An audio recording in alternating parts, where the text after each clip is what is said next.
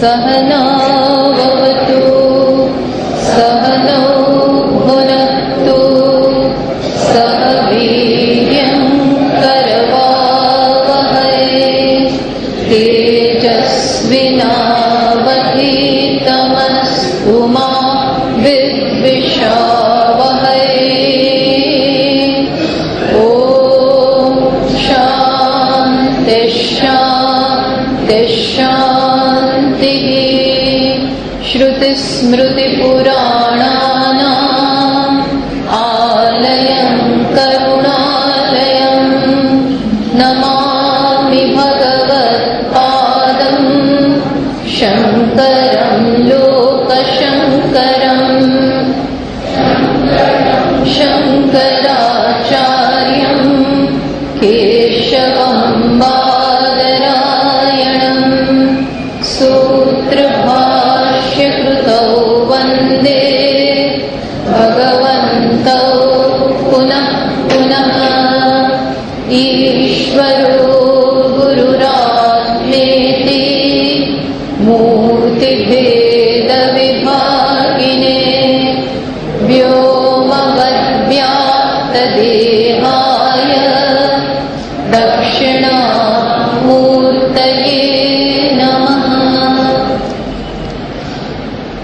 आठमो श्लोक साथे बोलिए। विश्वं पश्यति कार्यकारणतया स्वस्वामि सम्बन्धतः शिष्याचार्यतया तथैव पितृपुत्राद्यात्मना भेदतः स्वप्ने जागृतिवाय एष पुरुषो माया परिभ्रामितः तस्मै श्रीगुरुमूर्तये नमः इदं श्रीदक्षिणामूर्तये। તો અહીં કહ્યું માયાથી ભ્રમિત થવાને કારણે. માયા એટલે જે વસ્તુ આપણને જેવી છે એવી જોવા નથી દેતું. એક આવરણ, આપણી સમજ આગળ એક આવરણ આવી જાય છે અને વસ્તુને યથાર્થ રૂપે જે હોય એવી રીતે આપણે નથી સમજી શકતા. તો આ મોટામાં મોટો અવરોધ છે. જે હોય વસ્તુ જે હોય, ધારો કે અહીંયા એક ખોટું દ્રાક્ષ પડી હોય પ્લાસ્ટિકની, હવે એને તમે સાચી માની લો તો શું થાય? પડી છે દ્રાક્ષનું ઝુમકું, એ ખરેખર કેવું છે? પ્લાસ્ટિકનું છે, ફાઈબરનું છે, અને એને આપણે સાચું માની બેસીએ. સાચું માનીએ તો તરત જ એને લેવાની, મોઢામાં મૂકવાની એવી પ્રવૃત્તિ થવાની. તો એ પ્રવૃત્તિ સાચી કહેવાય કે ખોટી કહેવાય? એ ભ્રમમાંથી જન્મેલી પ્રવૃત્તિ છે, જેનાથી મારી પેલી ક્ષુધાનો એન્ડ નથી આવવાનો. ક્ષુધા એનાથી પૂર્ણ નહીં થાય. કેમ?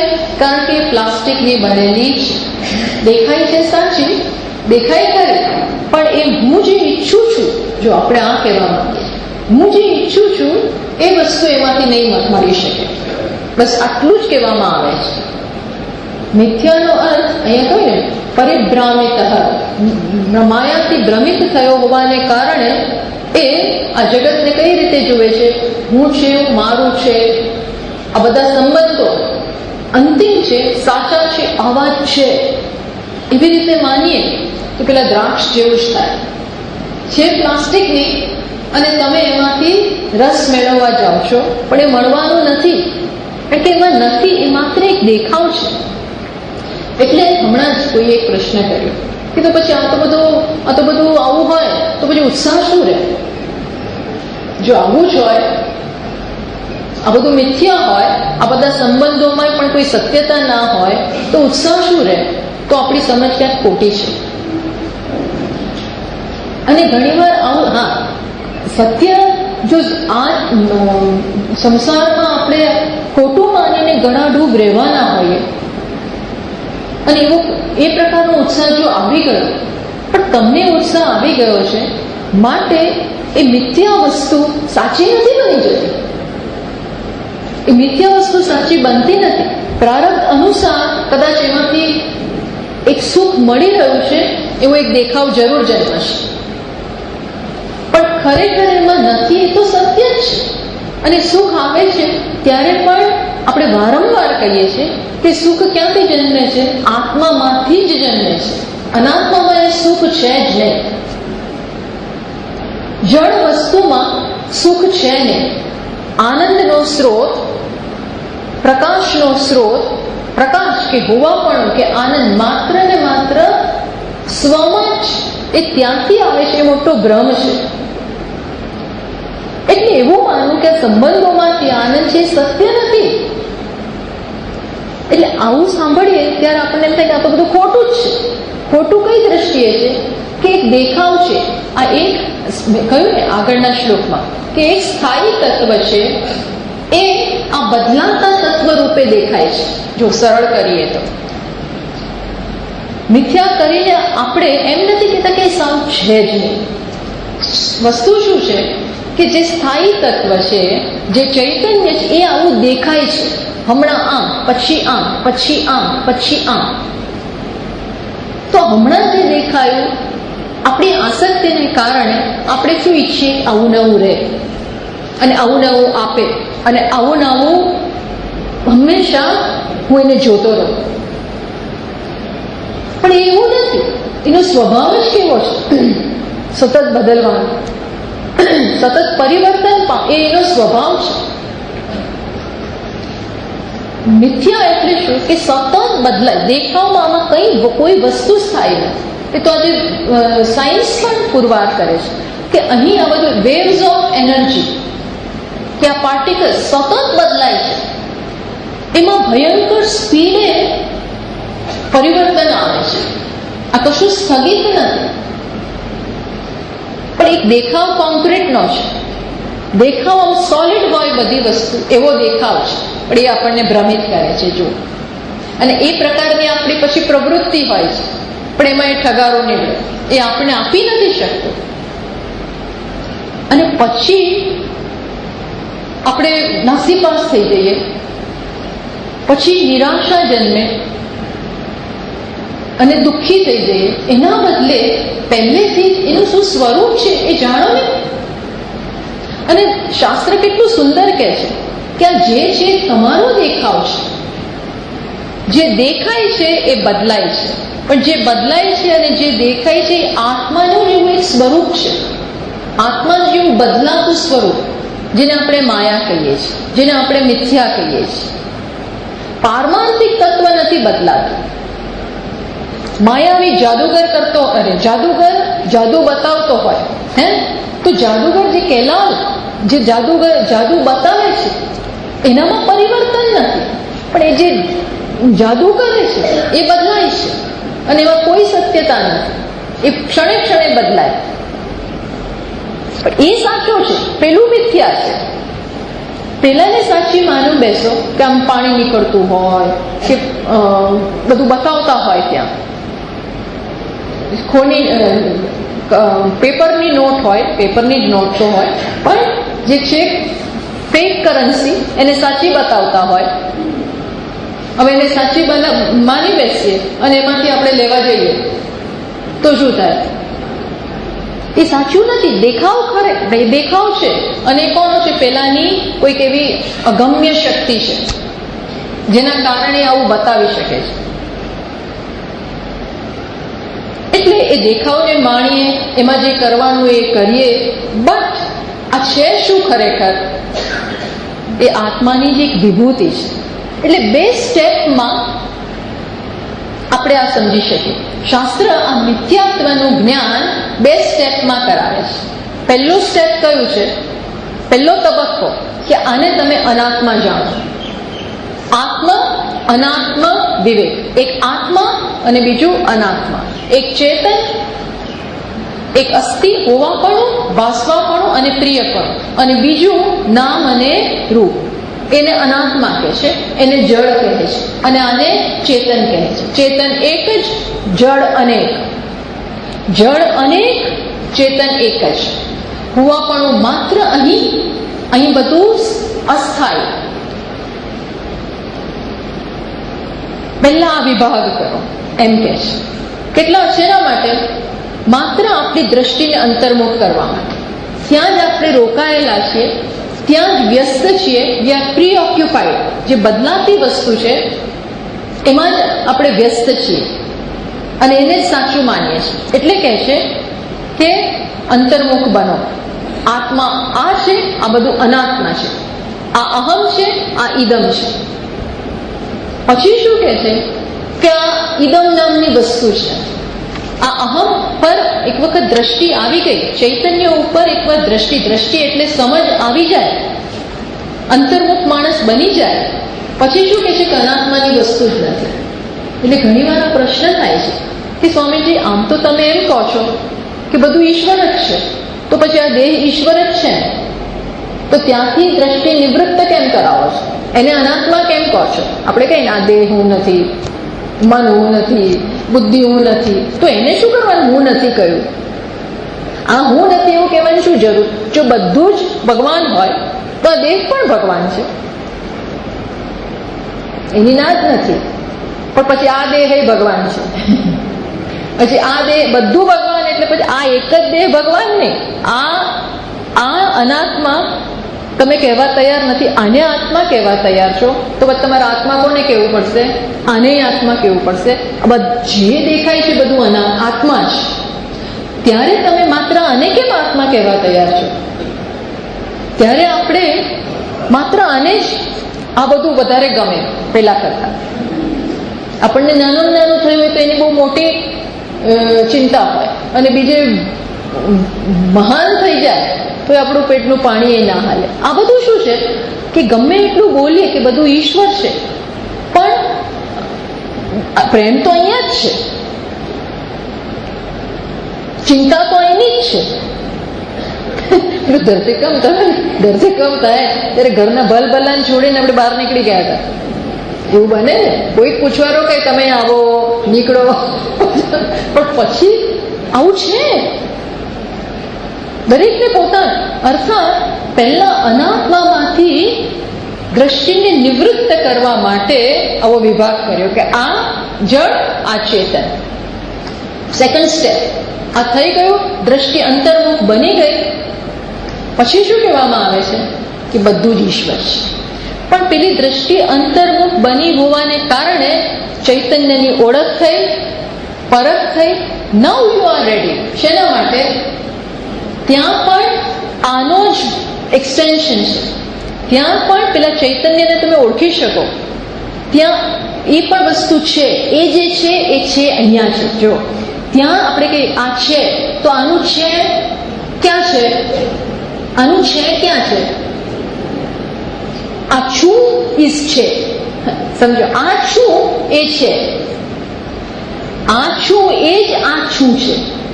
અને આનું ભાસવા પડવું, અહીં જે ભાસી રહ્યું છે અહમ અહમ, એ જ અહમ અહમ અહીંયા ભાસી રહ્યું છે. એમ વિભાગ ના કરીએ. હું ભાસું છું, ફૂલ ભાસે છે. જેમ આ દેહ ભાસે છે, બીજો દેહ ભાસે છે. ભાસે છે કોણ? ખરેખર આત્મા. એટલે એ સેકન્ડ સ્ટેપમાં થાય છે. અસ્તિત્વ એવો લબ્ધવ્ય, અસ્થિ એમ બધે જાણ્યું. પછી શું બને? તત્વ ભાવ પ્રસિદ્ધ. પછી એ તત્વને તમે જાણી શકો. એટલા માટે આ બે સ્ટેપમાં બતાવવામાં આવે છે. એટલે પહેલા આત્મ અનાત્મ વિવેક, શ્રેયસ પ્રેયસ વિવેક. ત્યારે આપણે નક્કી કરીએ કે કોને શ્રેયસ કહેવાય, કોને પ્રેયસ કહેવાય, કયું આત્મા છે, કયું અનાત્મા છે. એ સમજાઈ ગયું પછી એવું બે નથી રહેતું. પછી જો બે રહી ગયા, અનાત્મા રહી ગયું, તો એ અનાત્મા ક્યાંથી આવ્યું? એ અનાત્માને જન્મ આપવા વાળું કોણ? અનાત્માને લાવવા વાળું કોણ? એ પૃચ્છા કરીશું, એ ઇન્ક્વાયરી કરીશું, તો આનું સત્ય ક્યાં જઈને અટકશે? આનું સત્ય ક્યાં જઈને અટકશે? આ ફૂલનું સત્ય ક્યાં જઈને? આ ફૂલ પૃથ્વીમાંથી, પૃથ્વી શેમાંથી? જળમાંથી, જળ શેમાંથી? અગ્નિમાંથી, અગ્નિ શેમાંથી? વાયુમાંથી, વાયુ શેમાંથી? આકાશમાંથી, આકાશ શેમાંથી? તસ્માદ્વા એતસ્માદ આત્મનઃ આકાશઃ સંગમ. એ જ આત્મામાંથી આ આકાશ જન્મ્યું છે. Everything comes back here. દરેકે દરેક વસ્તુને આ રીતે અહીંયા એટલે આ શરીર નહીં, હા, એ સમજવાનું. દરેકે દરેક વસ્તુનું ઉત્પત્તિ ક્યાં જઈને અટકે છે? ફંડામેન્ટલ કોઝ, બધાનું મૂળ તત્વ ક્યાં જઈને અટકે? અહમ. અહમ ભાતિ ભાતિ અસ્તિ ભાતિ, ત્યાં. એટલે પારમાર્થિક સ્તરે કોઈ ભેદ નથી, પણ પહેલા આ જ હું અને આ હું નહીં, એટલે આપણને આવો વિવેક કરાવડાવ્યો. પછી હવે દ્રષ્ટિ અહીંયા સ્થાપિત થઈ ગઈ, પછી બતાવવામાં એના સિવાય કંઈ છે જ નહીં. પણ આ બહુ સૂક્ષ્મ વસ્તુ છે. પહેલો લેસન બહુ દ્રઢ થયો હોય તો જ આ બીજો લેસન સમજાય. ઘણી વાર મેથ્સમાં આપણને પહેલો સ્ટેપ જ ના આવડતો હોય, પછી બીજામાં આપણે ગોતા જ ખાઈએ. એટલે આવો પ્રસંગ આવે છે ને, શંકરાચાર્યજીના જીવનમાં જ આવો પ્રસંગ આવ્યો. એ લીલા હતી, પણ આવું આપણે જોઈએ છીએ કે કાશીમાંથી જઈ રહ્યા છે. સવારે સ્નાન કરી 4 વાગે અને કાશીમાં પેલી સાંકડી ગલીમાંથી ગંગાજીનું પાણી લઈ અને વિશ્વનાથના મંદિરમાં ભગવાન ઉપર અભિષેક કરવા માટે લઈને જઈ રહ્યા છે પાણી. તો સામે પેલો, બધાને ખબર છે, સામે પેલો પ્રચંડ વ્યક્તિ ચાંડાળ આવીને ઉભો રહ્યો અને આખો રસ્તો રોકીને ઉભો છે અને એની સાથે એના પેલા કૂતરા અને બધું છે. એટલે મહારાજથી બોલાય જ ગયું. શું બોલવાય ગયું? ગચ્છ ગચ્છ. આટલું બિચારા બોલે, ગચ્છ ગચ્છ. કારણ કે તું મને સ્પર્શ ના કરી દઈશ, મને અડી ના જઈશ, કારણ કે મારે ભગવાન પાસે જવું છે. એટલે પેલા એ કહ્યું, જો આ ભેદ બુદ્ધિ કેવી છે? ભેદ બુદ્ધિ આપણી રગે રગમાં છે. તરત બોલાઈ જવાય કે આ શું છે? તમે મને તરત એમને ટકોર કરી, હે દ્વિજવર, હે દ્વિજવર. દ્વિજવર એટલે બ્રાહ્મણ. તમે જાણો છો, બ્રહ્મ જાનાતિ બ્રાહ્મણ.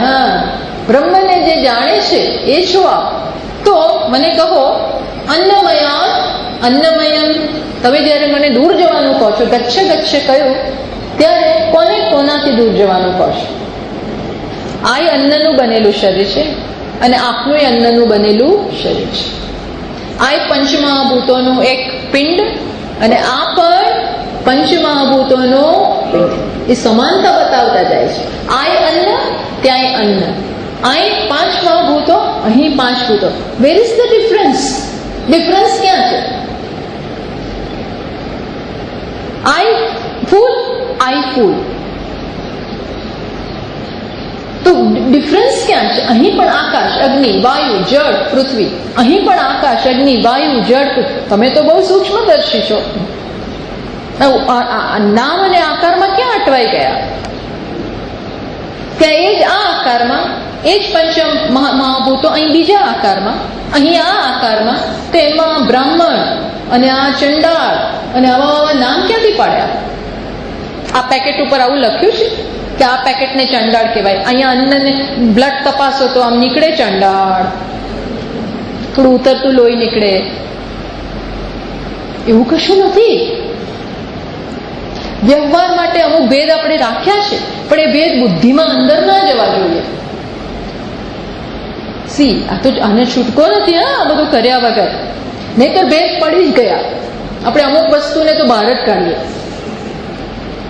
એ એક જીવનની એક આપણી જે સ્ટાઇલ હોય, અને એના માટે કદાચ એ બરોબર છે કે ભાઈ નાહી ધોઈને જ પૂજા રૂમમાં જઈએ, પછી જ પૂજા કરીએ, રસોડામાં પણ આવું બધું એ વસ્તુ અલગ છે. પણ અંદરથી દ્વેષ, કે આ ઉતરતું, આ ચડિયાતું, આ શ્રેષ્ઠ, આ ખરાબ, એ અંદર આપણને દ્વેષ છે ને આમ તોડી પાડે છે. અંદર એ દ્વેષ હિંસા જન્માવે છે અને બીજી વ્યક્તિનો સ્વીકાર નથી કરવા દેતી. That is wrong. એ સાચો ભેદ છે. એ સાચો ભેદ છે. હા, અંદર ભેદ ઘૂસી ગયો છે. એટલે કે તમે જ્યારે કહો ત્યારે કોને કોનાથી દૂર જવાનું કહો છો? મને તો ક્યાંય ભેદ નથી દેખાતો. સ્થૂળમાં સ્થૂળ ભેદ એટલે અન્નનો, એનાથી આગળ જાઓ તો પંચમહાભૂતો, અને એનાથી આગળ જાઓ તો શું? ચૈતન્યમેવ ચૈતન્ય. હે દ્વિજવર, કહો કોને કોનાથી દૂર જવાનું કહો છો? આ ભેદ આપે પાડ્યો કે અમે ચાંડાળ અને તમે દ્વિજવત, અમે મોટા અરે તમે નાના, મોટા અને અમે નાના, સેવક, સ્વામી, શેઠ, નોકર, આવા બધા ભેદ પાડ્યા છે. એમાં ડિફરન્સ ક્યાં છે? ખરો બેગ ક્યાં છે? એ તો માની લીધેલો છે. બે મનુષ્ય છે, બે શરીર છે શું? અને બધાને જ અંદર જુઓ તો તત્વ શું છે એ તો આપણે નક્કી કર્યું. આ તત્વને આ નામ, આ આપો નામ, અને આ નામ, અને આ નામ, અને આ નામ. એટલે મહારાજ એકદમ સમજી ગયા કે આ શું કહેવા માંગે છે. આ ઈશ્વર જ આવ્યા છે મને બતાવવા માટે કે કોઈ ડિફરન્સ છે નહીં. એટલે કહ્યું કે ચંડાળ હોય કે બ્રાહ્મણ હોય કે જે હોય, જેને આ બુદ્ધિ છે એ સામાન્ય છે જ નહીં. આ બુદ્ધિ છે, જેને આ સૂક્ષ્મતા છે અને આ ચૈતન્યની આ સમજ છે, સર્વવ્યાપક એ તત્વને જે જોઈ શકે છે, પારખી શકે છે, એ સામાન્ય જ ના હોય. સતુત ગુરુ, એ જ ગુરુ છે. ઇતિ મનીષા મમ, એ મારી દ્રઢ મનીષા, એ મારી દ્રઢ નિશ્ચય છે, દ્રઢ સમજ છે કે ગુરુ જ છે. એટલે એમ આપણે પણ જો જે મેં કહ્યું એ પ્રમાણે કદાચ ઉત્સાહ જતો રહે, આવું જાણીએ ને એટલે એની અંદર સત્યતા ન રહે એ બરોબર છે. પણ એક્ટિંગ કરવાની હોય ત્યાં સુધી કરવાની, એક્ટિંગ કરવાની છે ત્યાં સુધી બધી કરવાની, પણ કહેવાનું નહીં કે હું એક્ટિંગ કરું છું. એવું નહીં, એવું નથી. આ અંદર સમજ, અને અંદર સમજ હોય તો આપણે બહુ સરસ રીતે એક્ટિંગ કરી શકીએ. ઇનફેક્ટ અહીં બધા એક્ટર જ આત્મા છે, એકો એક એક્ટર જ આત્મા છે, બીજું કોઈ છે જ નહીં. એ એક જ આ બધું બની ગયેલો છે, એક જ. પેલું સરસ જૂના જમાનામાં પેલું ગુજરાતી એક મૂવી હતું, એમાં એક ગીત આવતું હતું, રાખના રમકડા મારા રામે રમતા રાખ્યા રે, મૃત્યુલોકની માટીમાંથી માનવ થઈને ભાખ્યા રે. આ બધું એક જ રમકડા છે. એ નામ આપી દીધું, બધા ઘર ઘર જાતે રમે છે, જાતે ઘર ઘર રમવાનું નક્કી કર્યું છે. એક જ તત્વ છે. આ નહીં જાણીએ તો શું થશે એ વિચારો. આ ન જાણીએ, દિસ રહસ્ય ન પકડાયું, આ મોટું રહસ્ય છે. આ ન પકડાયું અને આપણે એમને ખોટો ઉત્સાહ જાળવી રાખવો છે ધારો કે, અને આ ન ખબર પડી તો શું થયું? તો બહુ મોટો લોસ ગયો. હું હંમેશા પતિનો પતિ જ રહીશ, પત્નીની પત્ની જ રહીશ.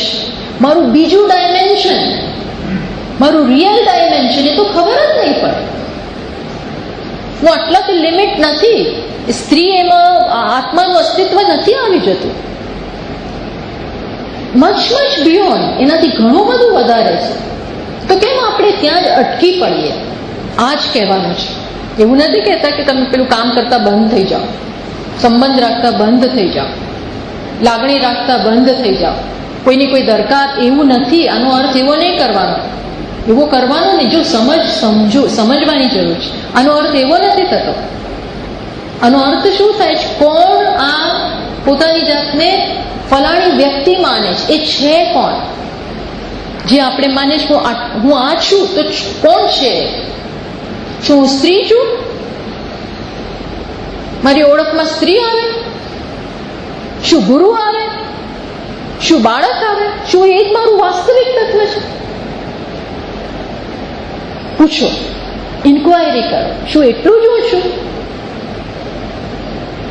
તો તરત કહેશે ના, એ તો માત્ર ને માત્ર એક વેશ, માત્ર એક વ્યક્તિ પૂરતો, એ પણ પાછો માત્ર એક વ્યક્તિને પૂરતો જ, બધે નહીં. ક્ષણે આપણે વ્યવહાર કરીએ, જુદા જુદી વ્યક્તિઓ છે, બધા સાથે આપણા વેશ અલગ, સંબંધ અલગ, બધા સાથે અલગ,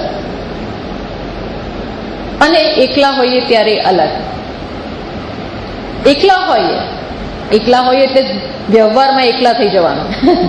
વ્યવહાર કરતા હોઈએ અને ગ્રીન રૂમમાં જો વ્યવહાર કરતા કરતા શરૂઆતમાં શું જરૂર પડે, વ્યવહાર કરતા કરતા ખરેખર ગ્રીન રૂમમાં જવું, પેલો એક્ટિંગ કરતો કરતો એનું એક્ટ પૂરો થાય, ડ્રામાનો એક એક્ટ પૂરો થાય એટલે વચ્ચે ગ્રીન રૂમમાં જાય, ત્યારે એ પેલો એક્ટર નથી, પેલો અભિનેતા શું કહેવાય રોલ નથી, એ પાત્ર નથી, એ ખરેખર પેલો એક્ટર જ છે. એમ અત્યારે આપણને જરૂર પડે તો આ બધામાંથી ટાઈમ કાઢી વચ્ચે વચ્ચે અને એકાંતમાં ચિંતન કરીએ, હું કોણ છું, ધ્યાન કરીએ. પણ પછી એટલા તમે પાવરદા બની જાઓ એટલી સ્કિલ મેળવી લો કે એક્ટિંગ ચાલતી હોય, ફરજ બજાવાતી હોય, ત્યારે પણ કોની અવેરનેસ હોય, વ્યાવૃત્તાસુ અનુવર્તમાનમ. આ બધી બદલાતા રોલ્સમાં, બદલાતી અવસ્થામાં, બદલાતા સંજોગોમાં, બદલાતી વ્યક્તિઓ વચ્ચે પણ કોણ છું હું પેલું તત્વ જ છું અને સામે પણ એ જ તત્વ છે. આ એનો જ ખેલ છે, આ એનો જ ખેલ છે, લીલા છે. ભગવાન જ લીલા કરી રહ્યો છે અને ભગવાન મારાથી અલગ છે નહીં. ઈશ્વર ગુરુ આત્મા ઇતિ મૂર્તિ ભેદ વિભાગીને. આ એક જ તત્વ ઈશ્વર રૂપે, એ જ તત્વ આત્મા રૂપે, જીવ રૂપે, અને એ જ તત્વ ગુરુ રૂપે, એ જ તત્વ જગત રૂપે. આપણે ઈચ્છીએ કે ના ઈચ્છીએ સત્ય છે અને આમાં શું ખરાબ છે? આ જાણવું તો પડે જ, આ જાણ્યા વગર છૂટકો નથી. નહીં તો આપણે બ્રહ્મમાં જ ગોથા ખાઈએ અને સાચું દુઃખ, સાચો શોક. અર્જુનને શોક આનો જ છે ને, શોક જન્મ્યો ક્યાંથી? શોક જન્મ્યો ક્યાં? મારા પિતામાં, મારા ગુરુ, મારા ભાઈઓ, મારા આ બધા બીજા બહુ બધા યુદ્ધ કરીને આવ્યો, ક્યારેય કોઈ મારું મારું ના થયું. કેટલા બધા યુદ્ધ કર્યા, ત્યારે કશું કંઈ ના થયું. પણ અહીં મારું મારું, આ મારાને કારણે એને જે કરવાનું છે કરી નથી શકતો, મારું વચ્ચે આવે છે. ખરેખર તો આપણે આ જીવન સ્વસ્થ રીતે નથી જીવી શકતા, કારણ કે આ વસ્તુ વચ્ચે નડે છે. આસક્તિ વચ્ચે નડે છે બધામાં. એટલે ભગવાન કહે છે તું શું કહે છે? જેના વિશે શોક કરી રહ્યો છે એ શોકને યોગ્ય જ નથી. આત્માનું મૃત્યુ નથી અને કોણ તારું? તું જ કોઈનો નથી, આત્મા જ કોઈનો નથી. કયો સંબંધ એને? આત્માને સંબંધ કયો? કોની સાથે જોડાઈ શકે? આપણે આગળ કહ્યું અસંગ ને અસંગો નહીં સજ્જતે. અસંગને કોઈની સાથે સંગ થાય જ નહીં. આ તો આને સાચું પડછાયા સાથે આપણો કયો સંબંધ? પડછાયો જે છે એ શું છે? એની સત્તા કેટલી સત્તા? પડછાયાની શું સત્તા છે? એવી કંઈક સત્તા જગતની છે. આ આત્માનો પડછાયો છે, એનું રિફ્લેક્શન છે આ પ્રકારનું. એને સાચું માનીએ પેલો પડછાયો ઘણીવાર એવો વિચિત્ર દેખાય. આપણે ઘણીવાર આપણા પડછાયાથી ગભરાઈ જઈએ. એવું થતું હોય છે ને, બાળકો ગભરાઈ જાય, આ શું છે, આમ થઈ જાય. ન ખબર હોય કે આ શું છે, તો ન ખબર હોય તો આપણે ગભરાઈ જઈએ કે કેવા આકારો, શું છે ભાઈ આ.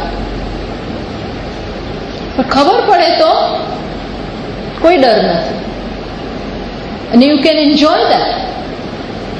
એટલે અહીં કહ્યું કે આ વિશ્વને જેની દ્રષ્ટિ ખુલી નથી એ ભ્રમિત થઈને આ બધાને અંતિમ સત્ય માની અને જુએ છે. આ પ્રકારે વિશ્વને જુએ છે. માત્ર દ્રષ્ટિ જ બદલવાનું છે, બીજું કશું બદલવાનું નથી, માત્ર દ્રષ્ટિ બદલીએ એ વસ્તુ કહી.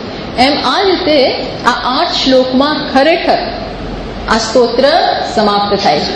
જે કહેવાનું છે બધું કહેવાઈ ગયું અને બહુ ઘણી વખત પુનરુક્તિ પણ કરી. ઘણી વખત અહીં પુનરુક્તિ પણ થઈ, પણ પુનરુક્તિ બીજે બધે દોષ છે. એ દોષ છે, એકનો એક કહું છું, પણ શાસ્ત્રમાં દોષ નથી. શાસ્ત્રમાં પુનરુક્તિ દોષ જ નથી. એના કર પુનરુક્તિ જરૂરી છે. આ વિષય એવો હોવાને કારણે પુનરુક્તિ દોષ નથી બનતો, પણ શું બની જાય છે? જરૂરી બની જાય છે. વારંવાર એ કરવું જ પડે તો જ આ દ્રઢ થાય. જેમ ભગવાન કર્મયોગની વાત સમગ્ર ભગવદ્ ગીતા કેટલી વાર કરે? હજારો વાર કરે. દરેક અધ્યાયમાં ક્યાંક તો એ આવી જ જાય છે. છેલ્લે સુધી કર્મયોગની વાત આવે જ છે, સમર્પણની વાત આવે જ છે.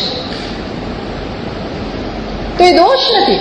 એ શું બતાવે છે? ઓન ધ કોન્ટ્રરી, કે ઈશ્વરની દ્રષ્ટિએ આ બહુ અગત્યનું છે. આ અગત્યનું છે માટે જુદી જુદી જુદી રીતે. હે અર્જુન, આનાથી ક્યારેય આઘો પાછો ન થતો. મત ચિત્ત સતતમ ભવ, સતત મારામાં ચિત્ત રાખ. એ વાત એ 1000 વાર કરે છે. જે કંઈ કરે મારા માટે કરે, જે કઈ પ્રવૃત્તિ મારા માટે, મારા માટે, મારા માટે, મધ્યાજી મામ નમસ્કુરુ. આ તો 1000 વાર આ બધી વાતો કરે છે. શેના માટે? બીકોઝ બહુ અગત્યનું છે. એમ અહીં અત્યાર સુધી ઘણી બધી વાત ભાષ્યકારે વારંવાર કરી, પણ એ અગત્યનું છે માટે એનો અભ્યાસ એ રીતે કરાવડાવે. એટલે ખરેખર આ સાથે દક્ષિણામૂર્તિ સ્તોત્ર સમાપ્ત થાય છે. એટલે ઘણીવાર આને અષ્ટક પણ કહેવામાં આવે છે. દક્ષિણામૂર્તિ અષ્ટક, 8 શ્લોક વાળું આ સ્તોત્ર. પછી આપણે તો આ 2 9મો અને 10મો શ્લોક પણ જોઈએ છીએ. એટલે જે અહીં જે દ્રષ્ટિ આપી એના માટે તૈયાર નથી. જે માત્ર આટલું જ કહેવાથી કે સમગ્ર જગત એક સ્વપ્ન સમાન છે, જાગ્રત પણ સ્વપ્ન સમાન છે, અને આત્માનો જ વિલાસ નિજ અંતર્ગતમ, આત્મામાં જ છે, આત્મા ઉપર જ અધ્યારોપિત છે. આ સમજવા, સ્વીકારવા તૈયાર નથી. એ શું? એના માટે તૈયારી રૂપ આ આપણી શાસ્ત્રમાં એક સુંદર વસ્તુ છે કે જે તૈયાર ન હોય તો તૈયાર કરવાનો. એના માટેનો ઉપાય પણ અસંખ્ય ઉપાયો છે. તો અહીં કયો ઉપાય છે?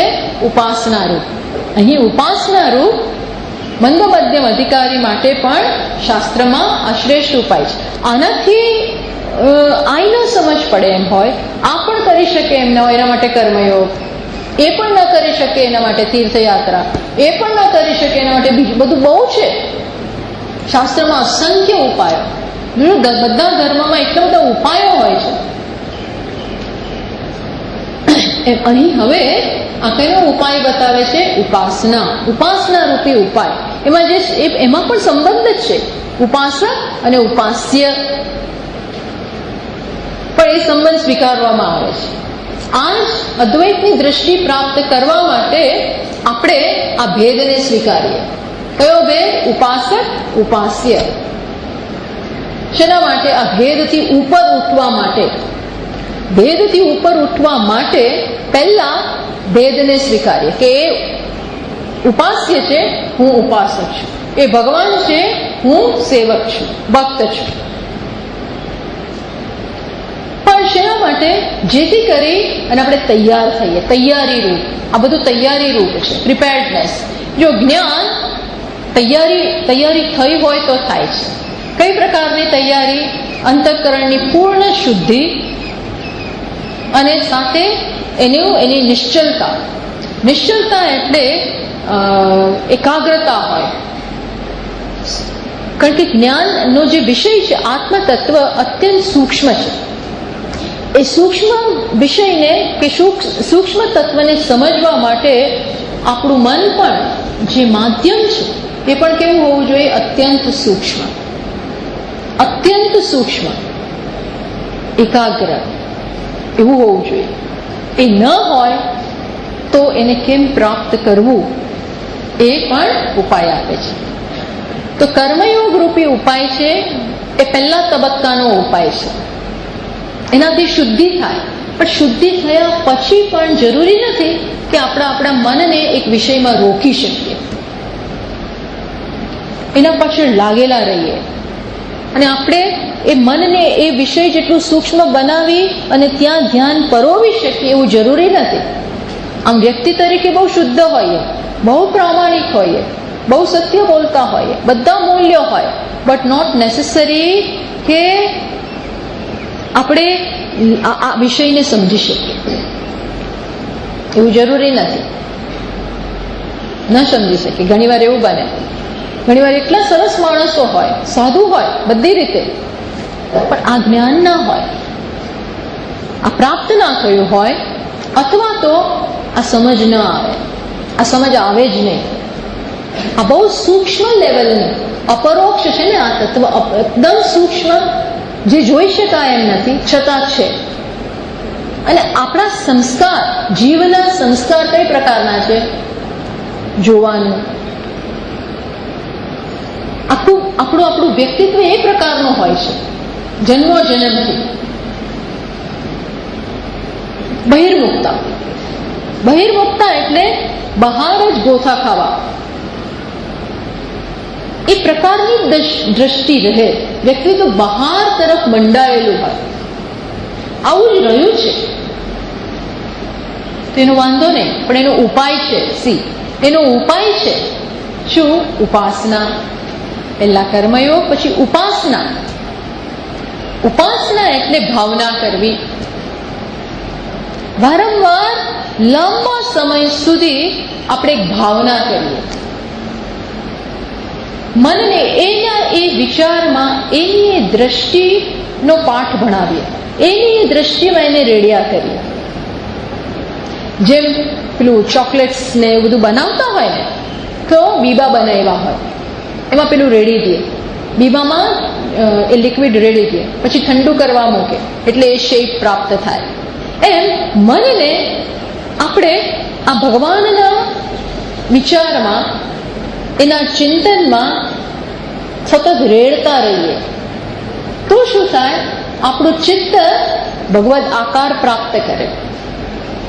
જે અત્યારે વિષયાકાર છે એ કયો આકાર પ્રાપ્ત કરે? આકાર એટલે અંદર શેપ ના, પણ એમાંથી વિષય જતો રહે, મનને ફોકસ કરવાની ટેવ પડે. કારણ કે આપણે મનને બીજે ક્યાંય જવાની પછી ધીમે ધીમે છૂટ ના આપીએ, એ જ કર્યા કરીએ, આપોઆપ બીજી વસ્તુ નિવૃત્ત થાય અને આ વસ્તુ આવતી જાય. એટલે રમણ મહર્ષિ જેવા પણ, જે માત્ર તું કોણ છે એ વિચાર કર એમ કહેવા વાળા છે, સતત હું કોણ છું એ પૂછ અંદર નજર કર, એ પણ શું કહે છે? આ બધા ઉપાયો બીજા લેવા જોઈએ. કયા? પૂજનમ, જપ, ચિંતન, ક્રમમાં. સૌથી પહેલા તેની જરૂર છે પૂજા. પૂજા એટલે શરીરને, મૂવમેન્ટને, આ બધાને અવકાશ છે. આપણે બહુ ચંચળ હોઈએ તો એ બધાને એક અવકાશ મળે, અને એ રીતે ધીરે ધીરે, પણ જે કરીએ છીએ એના કેન્દ્રમાં ભગવાન હોય. સ્નાન કરાવીએ, નૈવેદ્ય બનાવીએ, ચંદન ઘસીએ, ફૂલ લઈ આવીએ, આ બધી જુદી જુદી પ્રવૃત્તિ, જેમાં ઘણી બધી શારીરિક સ્તરે પણ પ્રવૃત્તિ રહેલી છે, પણ એ બધી પ્રવૃત્તિના કેન્દ્રમાં એક હોય. પણ એ રીતે આપણે વ્યક્તિત્વ સંકેલાય છે. જો પછી બેસીએ, થોડી વાર પૂજા કરીએ અને પછી જપ કરીએ, તો હવે શરીરની પ્રવૃત્તિઓ બંધ થઈ અને હવે મનને એકલી પ્રવૃત્તિ મળી. હજી એને જરૂર છે તો મનને પ્રવૃત્તિ આપીએ. પછી ધીમે ધીમે ધીમે એ જપ પણ પહેલા જોરથી,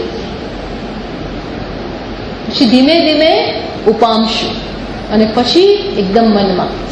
પહેલેથી મનમાં નહીં, પહેલેથી મનમાં કરીએ ને તો બહુ ડેન્જરસ એટલે એ આપણે ખોવાઈ જ જવાના, ઊંઘી જ જવાના, કવચ જ આપણા ઉપર હાવી થઈ જાય. ચંચળતાને નિવૃત્ત કરો અને પછી ધીરે ધીરે શાંત પડો. એમને મન એની મેથડ છે. આપણે સાડીએ સંકેલવી હોય તો આમ સીધું આમ ના થાય. એક ફોલ્ડ, બીજો ફોલ્ડ, ત્રીજો ફોલ્ડ, એમ કરતા જઈએ. એમ આ આખું નિવૃત્ત કરવાની એક મેથડ છે. અથવા તો નિર્ગુણ નિરાકાર, એમાં આપણું મન એકાગ્ર થાય, એની સમજ પ્રાપ્ત થાય, ત્યાં જઈને વિરમી જાય.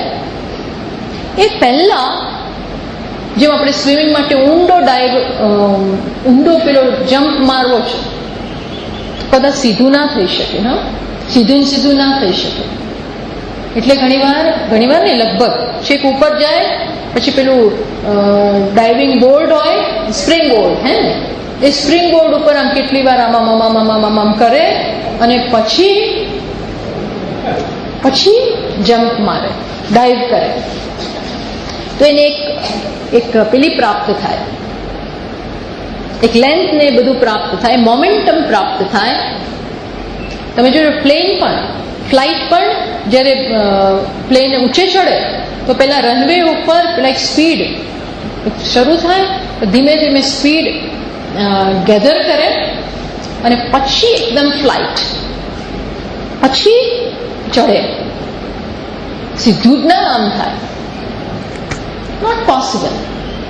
પેલા એક મોમેન્ટમ ગેધર કરો, you become ready for this.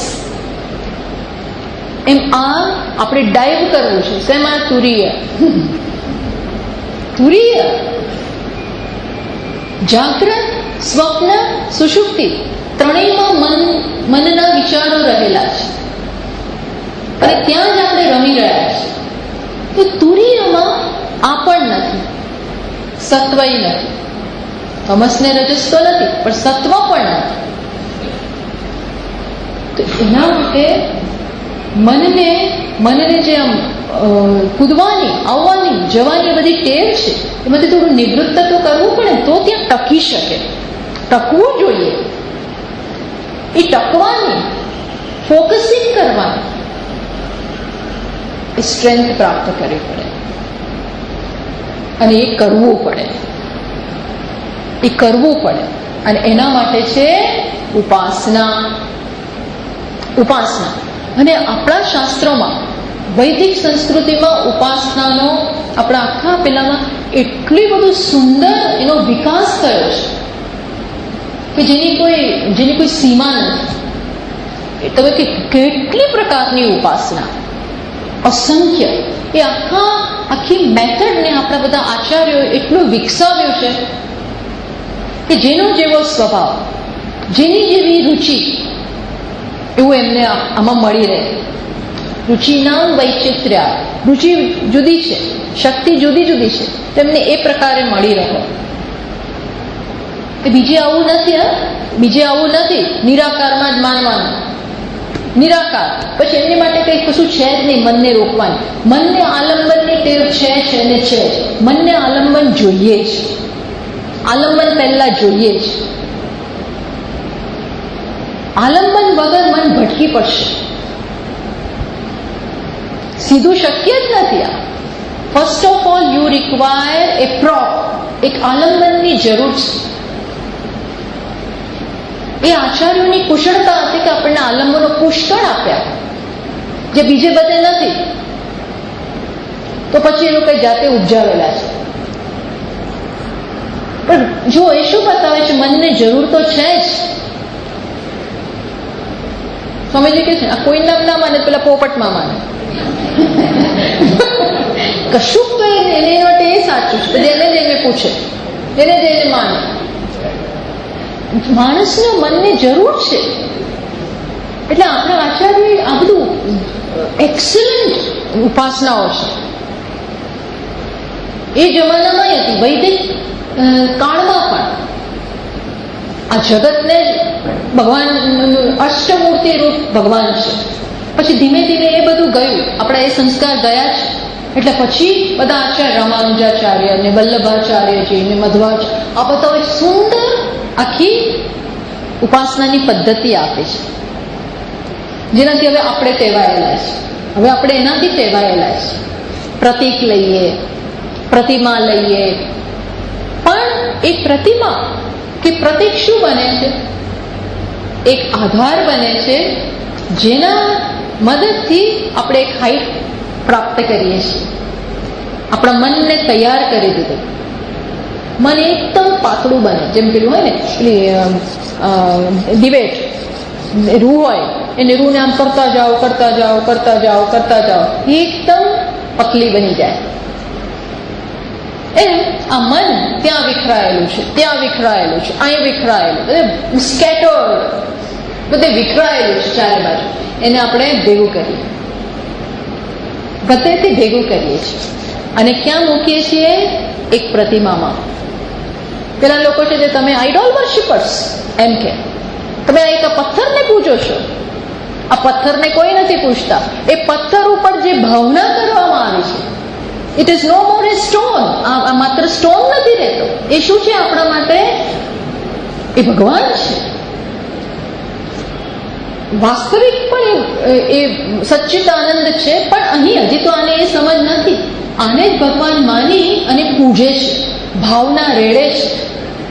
એનું મન એવું બની ગયું, પછી આ પતિ ગયું, પછી આની જરૂર નથી. ત્યાં સ્ટોપ નહીં થઈ જવાનું. એ આખો ઉપાસનાનો સિદ્ધાંત છે. એટલે હવે છેલ્લા 9મા શ્લોકમાં શંકરાચાર્યજી આ મનને તૈયાર કરવા માટે ઉપાસના આપે છે. અને કેવી ઉપાસના? જે આ જ્ઞાનની સાથે કમ્પેટેબલ છે. અત્યંત આ ઉપાસના એ બહુ મોટી વસ્તુ છે. અહીં જે ઉપાસના આપે છે ને એ પણ એ હોય ને તો એ તરી ગયા. એ જે હોય તો ન્યાલ થઈ જઈએ. એ હવે આપણને કહે છે. ચલો 9મા શ્લોકમાં અહીંયા લખે છે સુરેશ્વરાચાર્યજી કે કથમ એવં વિધા માયા નિવર્તેતી ઇતિ પૃચ્છતઃ. તો કે આગલા શ્લોકમાં કહ્યું કે માયા પરિભ્રામિત, માયાથી ભ્રમિત થઈ અને આ બધા પિતા પુત્ર પતિ પત્ની શિષ્ય ગુરુ શિષ્ય આ બધાને સાચું માની આટલું જ છે એમ ભ્રમિત થઈ ગયો છે. કે આમાંથી નિવૃત્ત કેવી રીતે થવું? આ માયામાંથી કથમ નિવર્તેત? તો કે ઈશ્વર જ અહીંયા લખે છે. ઈશ્વર ઉપાસના રૂપ તદ ઉપાય પ્રકીર્ત્યતે. સુરેશ્વરાચાર્યજી શું કહે છે કે ઈશ્વરની ઉપાસનાથી તમે આમાંથી કોનામાંથી મુક્ત થઈ શકો? માયામાંથી. એમ કે ઈશ્વરની ઉપાસના દ્વારા તમે માયાનો જે જાળ છે, માયાના દેખાવને જે સત્ય માનો છો એમાંથી મુક્ત થઈ શકો. કોની ઉપાસનાથી? ઈશ્વરની ઉપાસનાથી. એ આગળ પણ ચર્ચા આવી કે અવિદ્યા માયામાંથી મુક્ત થવું હોય તો વિદ્યા માયા જોઈએ. માયાની બે શક્તિ, એક બાંધનારી, બીજી છોડાવનારી શક્તિ છે. એનું આવાહન કરીએ એટલે ઉપાસના, જે હવે આપણને સમજાવે છે કે કેવી રીતે આના માટે તૈયાર થવું, કેવી રીતે વિદ્યા માયા દ્વારા, ઉપાસના દ્વારા ઈશ્વર પ્રણિધાન. ભોલભલા યોગીઓ, પતંજલિ મહારાજ આમ સમાધિની વાતો કરે છે, અષ્ટાંગ યોગ, પણ એમાં વચ્ચે કોને મૂકી દીધું? ઈશ્વર પ્રણિધાન. ઈશ્વર પ્રણિધાન અને પછી તરત જ બીજું સૂત્ર આવે છે તદ જપ, એનો જપ. આ એ જ મહારાજ બોલે છે જે ચિત્તવૃત્તિ નિરોધ તદા દ્રષ્ટુ સ્વરૂપે અવસ્થાનમ, એની વાત કરવા વાળા. પણ હાઉ ડીડ ઇટ બીકમ? મન આવું કેવી રીતે થયું? આવી કેળવણી કેવી રીતે પ્રાપ્ત? ઈશ્વર પ્રણિધાન. એટલે ભાગવતમાં ભગવાન સ્પષ્ટ એક શ્લોક એવો આવે છે કે ઈશ્વરની દયા હોય તો જ આમાંથી એ છોડાવે. ચોખ્ખો એવો શ્લોક છે, અત્યારે મારી પાસે નથી, પણ ઈશ્વરની દયાથી, ઈશ્વરની કૃપાથી થાય તો જ માણસ આમાંથી બહાર નીકળી શકે. તો એ ન કરે, એને કરવી હોય તો જ કરે, ન કરવી હોય ન કરે. એટલે અમારે શું એના મૂળના ભોગ બનવાનો? તો કે ના, એવું નથી. એને એવો કોઈ પક્ષપાત છે નહીં. એ તો કૃપા કરે જ છે. આપણે આમ સામે જઈએ એ તો કૃપા કરે જ છે, પણ આપણે મોઢું ફેરવી દઈએ. એ કૃપા કરે છે, આપણે મોઢું ફેરવી દઈએ છીએ. સન્મુખ થવું એટલે શું?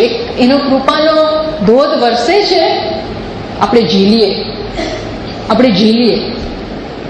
આપણા પાત્ર ખુલ્લું રાખીએ.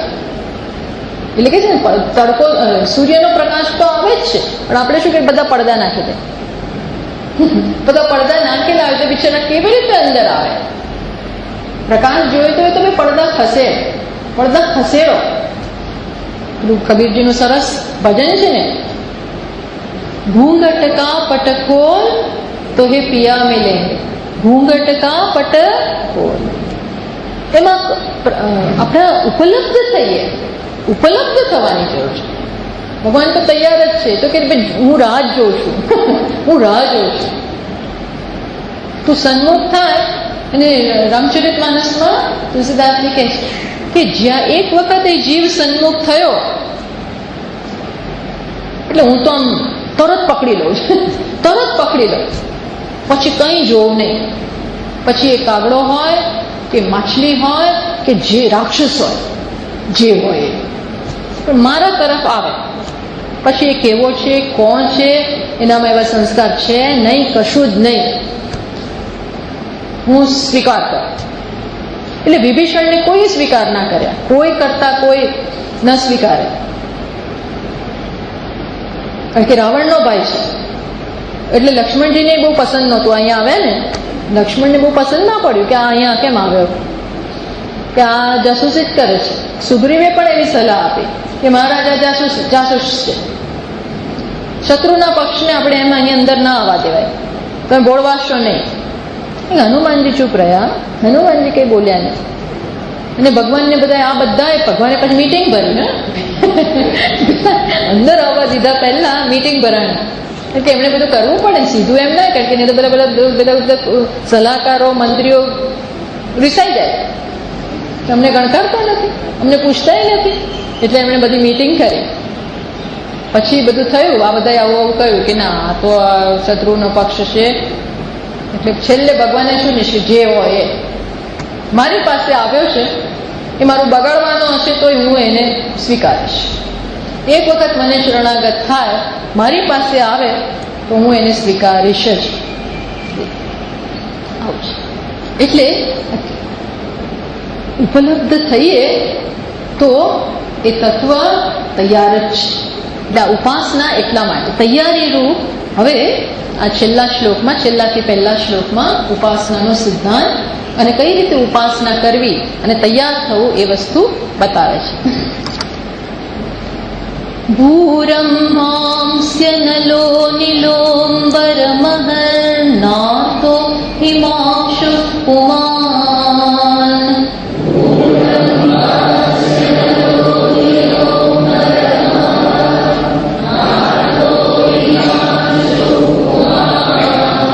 હા, એ ત્યાં ન છે, હા, પુમાન એટલે એ સંભળાવવો જોઈએ. ઇત્યાભાતિ ચરાચરાત્મકમિદં યસ્યૈવ મૂર્ત્યષ્ટકમ.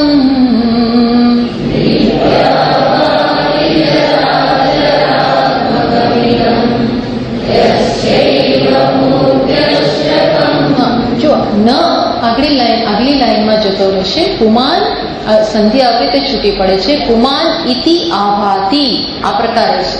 એટલે ન આગલી લાઈનમાં જાય એટલે અહીં શેનાથી શરૂ થશે? ઇત્યા ઇતિ. હા, ઇત્યાભાતિ ચરાચરાત્મકમિદં યસ્યૈવ મૂર્ત્યષ્ટકમ.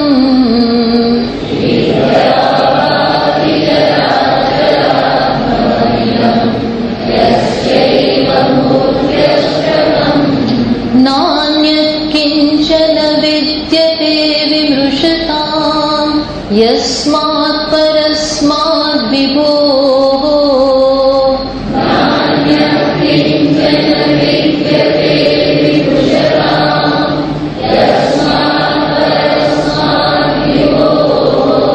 તસ્મૈ શ્રી ગુરુમૂર્તયે નમઃ ઇદં શ્રી દક્ષિણામૂર્તયે.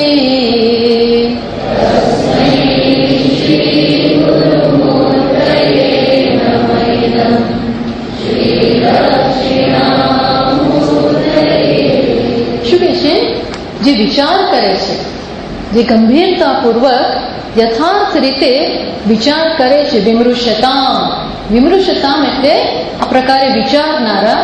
એમના માટે શું છે? તો કે વિમૃશતામ નાન્ય કિંચન વિદ્યતે. એમના સિવાય, પરમાત્મા સિવાય બીજું કંઈ છે? યસ્માત પરસ્માત વિભોવો. આ ઈશ્વર જે બધાથી ચડિયાતો છે એવા ઈશ્વર કરતા, ઈશ્વરથી વિશેષ આ જગતમાં કશું છે નહીં. એ બીજું તત્વ જોતા જ નથી. એને સર્વત્ર કોના દર્શન થાય છે? ઈશ્વરના છે. એ ઈશ્વર કઈ રીતે વ્યક્ત થયો છે આ જગતમાં? એ કઈ રીતે દેખાય છે? તો પહેલી લાઈનમાં કહ્યું, ભૂહુ અંબાંસી અનલહ અનિલહ અંબર અહરનાથ અને હિમાંશુ અને કુમાર. આ 8 મૂર્તિમાં એ ઈશ્વર વ્યક્ત થયેલો છે. કઈ? ભૂહુ ભૂલો, પૃથ્વીલો, અંબાંસી જળ, અનલહ અનલહ એટલે અગ્નિ, અનિલ એટલે વાયુ, અંબર એટલે આકાશ, અહરનાથ અહરનાથ એટલે સૂર્ય, દિવસના નાથ, અને હિમાંશુ હિમાંશુ એટલે ચંદ્રમા, અને કુમાર એટલે પુરુષ.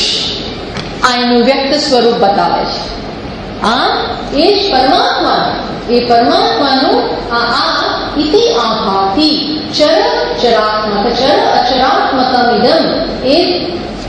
એ જ પરમાત્મા અચર અને અચર જગતમાં આ રીતે વ્યક્ત થયેલો જ, આ રીતે ભાસી રહ્યો છે. અને આ એની અષ્ટમૂર્તિ, આ એનું આઠ મૂર્તિમાં 8 મૂર્તિ રૂપે એને આપણે જોઈ શકીએ. આ 8 મૂર્તિમાં સમગ્ર સમષ્ટિ, સમગ્ર આ દેખાત વિરાટ જગત આવી જાય છે. કયામાં? તો કે બધા જ તત્વો આવી ગયા અને પુરુષને પણ એમાં ગણી લીધો. કુમાર એટલે જીવાત્મા, એ પણ આમાં છે. આ 8 મૂર્તિ રૂપે વ્યક્ત થયેલા ઈશ્વરથી વિશેષ જે કંઈ જોતા જ નથી. નાન્ય કિંચન વિદ્યતે. અને આ 8 મૂર્તિ રૂપે કોણ છે? દક્ષિણામૂર્તિ. એ દક્ષિણામૂર્તિજી આ વિરાટ રૂપે આપણી સમક્ષ ઉપસ્થિત થયા છે અને એને જે ભજે છે. એટલે અહીં શું કરવાનું છે? જગતમાં આ દ્રષ્ટિ, આ શું છે? સમગ્ર જગતના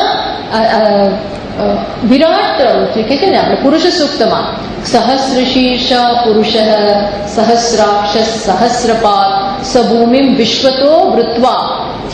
સમગ્ર જગતને હજારો મસ્તક, હજારો ચક્ષુઓ, અથવા તો કહી શકીએ કે આ ઉપરનો ભાગ આકાશ, એ બધું શું છે? સ્વર્ગલોક ને એ બધું ભગવાનનું મસ્તક. સૂર્ય ચંદ્રમાં એ દક્ષિણામૂર્તિને આંખો, જમણી આંખ ને ડાબી આંખ. આ વચ્ચેનો ભાગ એટલે વાયુ, એ બધું અંતરિક્ષ, એ બધું અંતરિક્ષ લોક અને વાયુ ને બધું એમનો વચ્ચેનો ભાગ છે. પૃથ્વી વગેરે એ શું છે? એમના ચરણ છે. હવે જગત સામે દ્રષ્ટિ કરીએ તો આ એક શરીર, આ એક શરીરમાં, આ એક દેહમાં એક જ દેહી છે, એક જ જીવાત્મા છે, એક જ તત્વ છે. આ અલગ, આ અલગ, મસ્તક અલગ, ચરણ અલગ, આ બધું અલગ, પણ અંદર તત્વ કેટલા? એક જ સમગ્ર શરીરમાં વ્યાપ્ત છે. આ જુદું નથી. અને આ અનેક તત્વને કારણે, આ પણ તત્વને કારણે, ચરણ પણ તત્વને કારણે, એના કારણે જ આખું શરીર ચાલે છે, એના કારણે જ આખી સિસ્ટમ ચાલે છે. સમગ્ર સિસ્ટમમાં એ જ વ્યાપ્ત છે. એવી દૃષ્ટિ ક્યાં હવે આપે છે? આ સમગ્ર જગતમાં એક જ તત્વ વ્યાપ્ત છે. એટલે આ હજી જ્ઞાન નથી. આ કયા રૂપે આપ્યું છે? ઉપાસના. અને હજી એવું જ્ઞાન નથી કે આ બધું બ્રહ્મ છે, એવું જ્ઞાન નથી હજી, પણ આ ઉપાસના. પહેલા ભાવના એવી કરવાની અને પછી શું થાય? એ જ્ઞાન બને. આજે એનું જ્ઞાન નથી કે આનો આ ઈશ્વર અહીં ઉપાદાન કારણે છે, ઉપાદાન કારણ રૂપે પણ એ જ, નિમિત્ત કારણ રૂપે પણ એ જ, એવું જ્ઞાન નથી હજી. આ ઉપાસના છે કે આ એક જ છે એવી દ્રષ્ટિ કરીએ. આ દ્રષ્ટિ બહુ અઘરી છે, કારણ કે જ્યાં સુધી આપણો અહંભાવ અહીં સુધી જ હોય તો બધું એક હોવા છતાં આપણે જુદા પડી જઈએ છીએ. અહમ અને મમમાં, સ્વાર્થમાં, સંકુચિતતામાં, એ સંકીર્ણ દ્રષ્ટિમાં જ ફસાયેલા રહીએ છીએ અને આપોઆપ બીજાથી અલગ જ હોઈએ છીએ. એક હોવા છતાં ભાગલા પડી જાય છે, એક હોવા છતાં ભાગલા પડી જાય છે. એટલે જ ભગવાને કેટલો બધો સમય આપ્યો ભગવદ્ ગીતામાં કે આખું એક ચક્ર છે તો તેનો તું એક ભાગ છો. આ ચક્ર ચલાવવામાં બધાએ જોડાવાનું છે, તું અલગ ના રહે.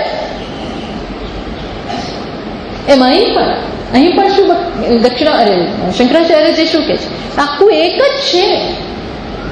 આ મોટા શરીરનો તું એક ભાગ છો. આ પણ તારું મસ્તક છે, આ તારી દિશાઓ છે, આ તારા શરીરનું એક અંગ જ છે. હવે એવી દ્રષ્ટિ હોય તો આ વ્યષ્ટિમાંથી અહમભાવ ધીમે ધીમે નીકળતો જાય અને સમષ્ટિમાં સ્થાપિત થતો જાય.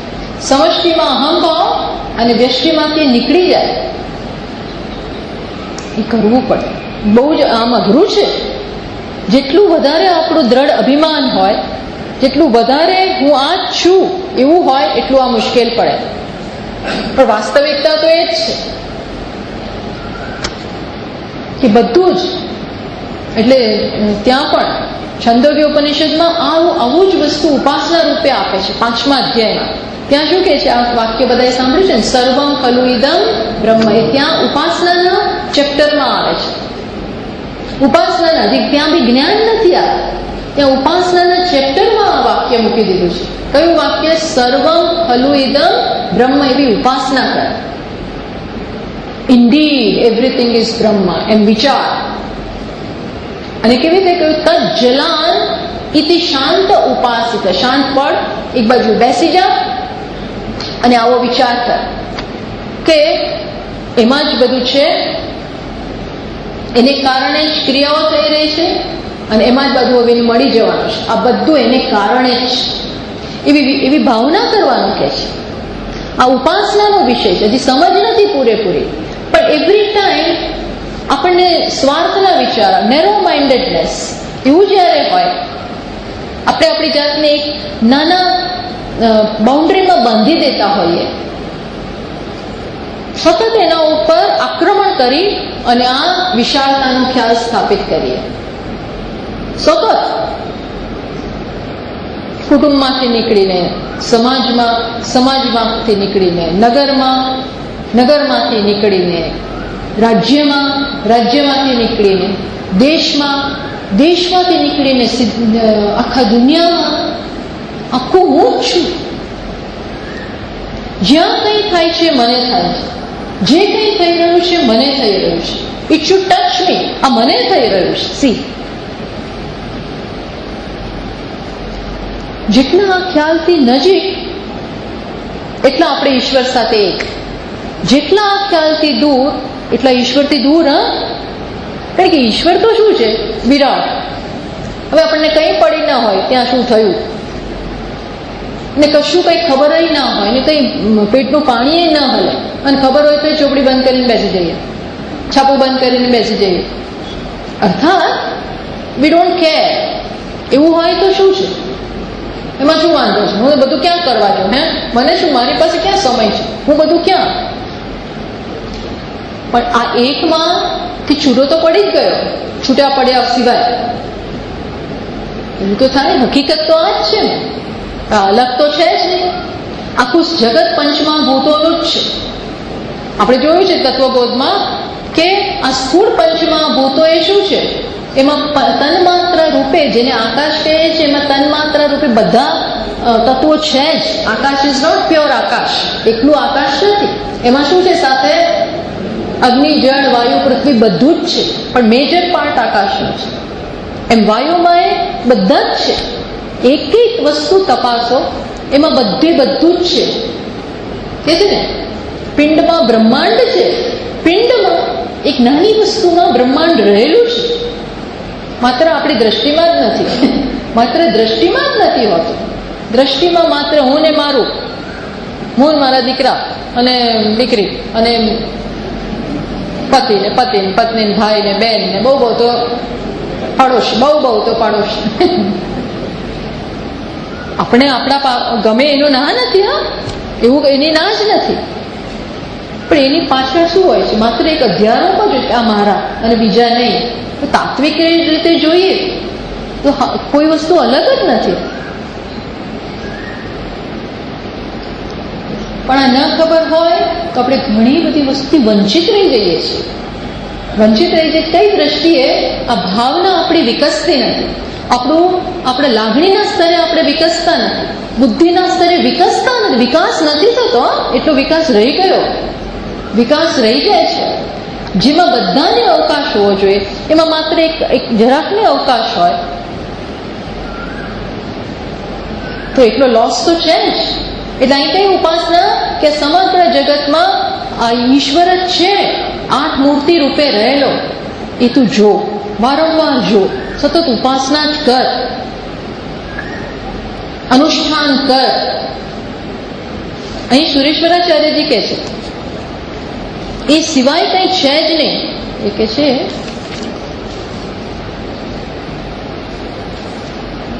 કે યોગી લોકો આ કેવી રીતે કરતા હોય છે. એ આ દ્રષ્ટિ કદાચ ના હોય પણ એ કઈ પ્રકારની દ્રષ્ટિ કેળવતા હોય છે કે પોતાના શરીરમાં સાંકળ સુધીનો ભાગ છે ત્યાં સુધી પૃથ્વી તત્વ, એનાથી આગળ પેટ સુધી જળ તત્વ, પેટથી ઉપર અહીં સુધી અગ્નિ તત્વ, કંઠમાં વાયુ તત્વ અને એની ઉપર આકાશ તત્વ. એમ કરતા કરતા એ ધ્યાન દ્વારા એક પછી એક ચક્રો, એ ચક્રનું એને સમજ, એક પછી એક ચક્રો ઉપર પૃથ્વી, એક પછી એક ચક્રો ઉપર વિજય પ્રાપ્ત કરતા જાય. અને બ્રહ્મ તત્વ ક્યાં રહેલું છે? એમ સહસ્રારમાં અહીં રહેલું છે. એટલે આ બધા ઉપર વિજય પ્રાપ્ત કરતા કરતા કરતા કરતા કરતા સાથે ત્યાં એના ઉપર એની સ્કિલ આવી જાય અને સીધા સહસ્રાર દ્વારા બ્રહ્મ સાથે ઐક્ય પ્રાપ્ત કરે. એટલે યોગી લોકો ખબર છે ને શું કરે? જ્યારે ઈચ્છા મૃત્યુ એ પોતે જાતે બધી ઇન્દ્રિયોને સંકેલી લે, જ્યારે અંત સમય લાવવો હોય તો શું કરે?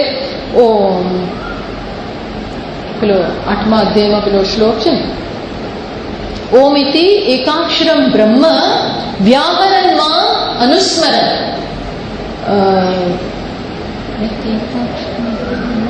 યપ્રયાતિ ત્યજન દેહમ સયાતિ પરમામ ગતિ. ઓમનું એમ જ્યારે એમ લાગે કે ના હવે આ શરીર છું, આપણે વાંચીએ ને પુરાણોમાં, પછી ઋષિ બેસી ગયા અને ઓમકાર બોલવા માંડ્યા.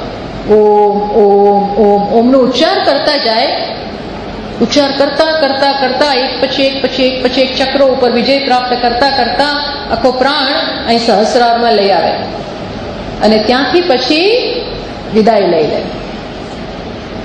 સિદ્ધિ એમને જે ગતિ જોઈતી હોય અથવા મુક્ત થઈ જાય. પણ આ આખું એમણે આખી જિંદગી આના માટે એક પ્રયત્ન કર્યો. અહીં કેવી ઉપાસના આવે? અહીં આવી બધી ક્રિયાઓ નથી, અહીં એ પ્રકારનો નથી. અહીં કઈ પ્રકારની આપણને ઉપાસના આવે છે? આ સમગ્ર જગતમાં તું બ્રહ્મ છે, એક જ તત્વ આ રીતે અભિવ્યક્ત થયું છે, એ જોવું, સતત એ જોયા કરો. સુરેશ્વરાચાર્યજી કહે છે કે સતત એવો જપ ચાલતો હોય. કેવો જપ? સહ અહમ, સહ અહમ. તો શ્વાસ જ્યારે બહાર જાય ત્યારે સહ, શ્વાસ જ્યારે અંદર આવે ત્યારે શું આવે? હ બોલીએ ત્યારે અંદર આવે, સ બોલીએ ત્યારે શ્વાસ બહાર જાય. અને આ કેવું થાય? સતત જપ. એટલે ક્યાં સુધી કરવાનું? એ કે છે આપણા શ્વાસોશ્વાસ સાથે આ વસ્તુ વણાઈ જાય, એની વિસ્મૃતિ થાય જ નહીં.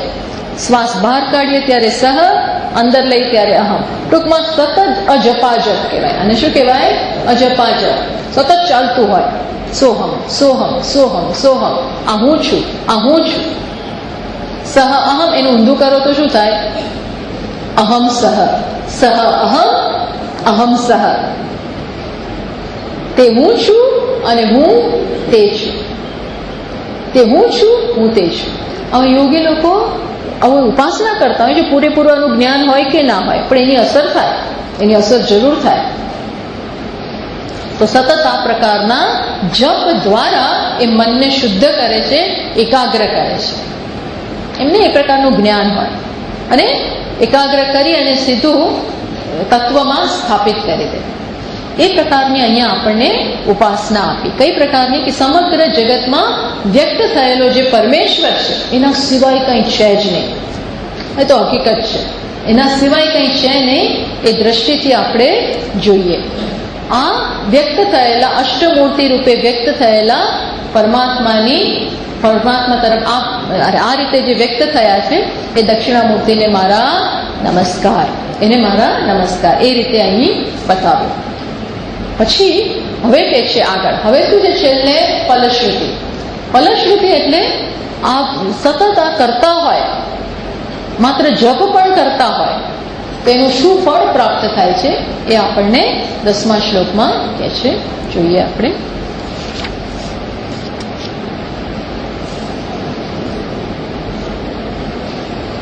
પરિચ્છિન્નમ અહમ ભાવમ પરિત્યજ્ય અનુષંગિકમ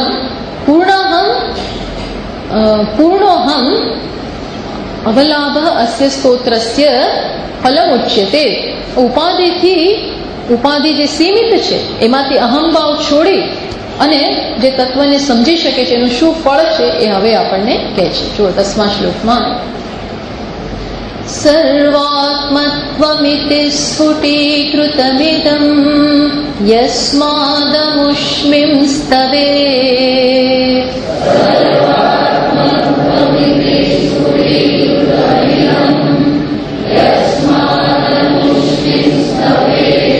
તેનાસ્ય શ્રવણાत् તદર્થમનનાत् ધ્યાનાચ્ ચ સંકીર્તનાत्.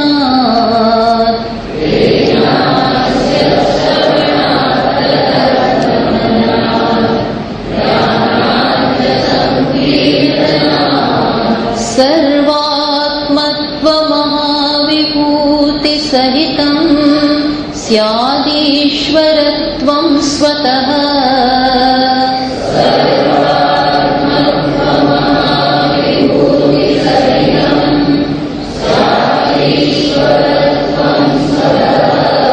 સિદ્ધ્યેતत् પુનરષ્ટધા પરિણતં ચૈશ્વર્યમવ્યાહતં.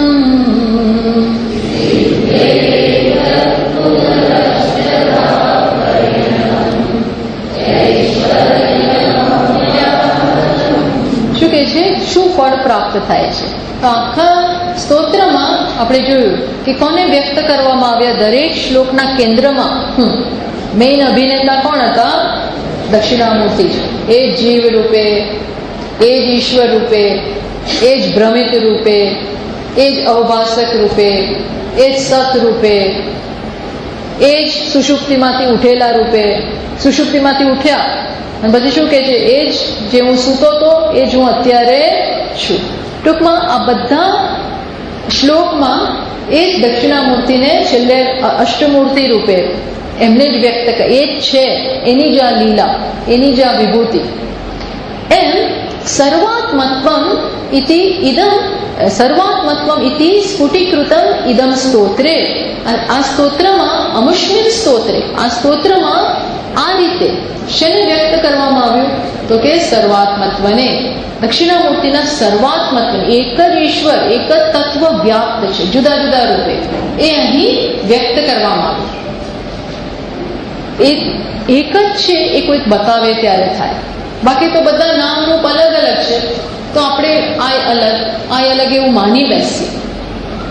તો આ સ્તોત્રમાં શંકરાચાર્ય જે બતાવ્યું કે આના અલગ અલગના રૂપમાં એક જ તત્વ વ્યક્ત થઈ રહ્યું છે. સર્વાત્મત્વમ સ્ફુટીકૃતમ અમુષ્મિન સ્તવે, આ સ્તોત્રમાં એનું તેન અસ્ય શ્રવણાત, એનું માત્ર શ્રવણ કરો, કદાચ માત્ર એ સાંભળ્યું.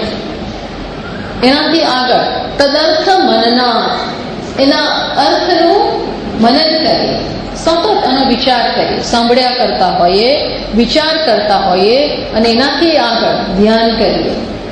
આમાં જે કહ્યું છે એ પ્રકારે ધ્યાન કરીએ કે કેવા સર્વાત્મા રૂપે દક્ષિણામૂર્તિજી જ રહેલા છે.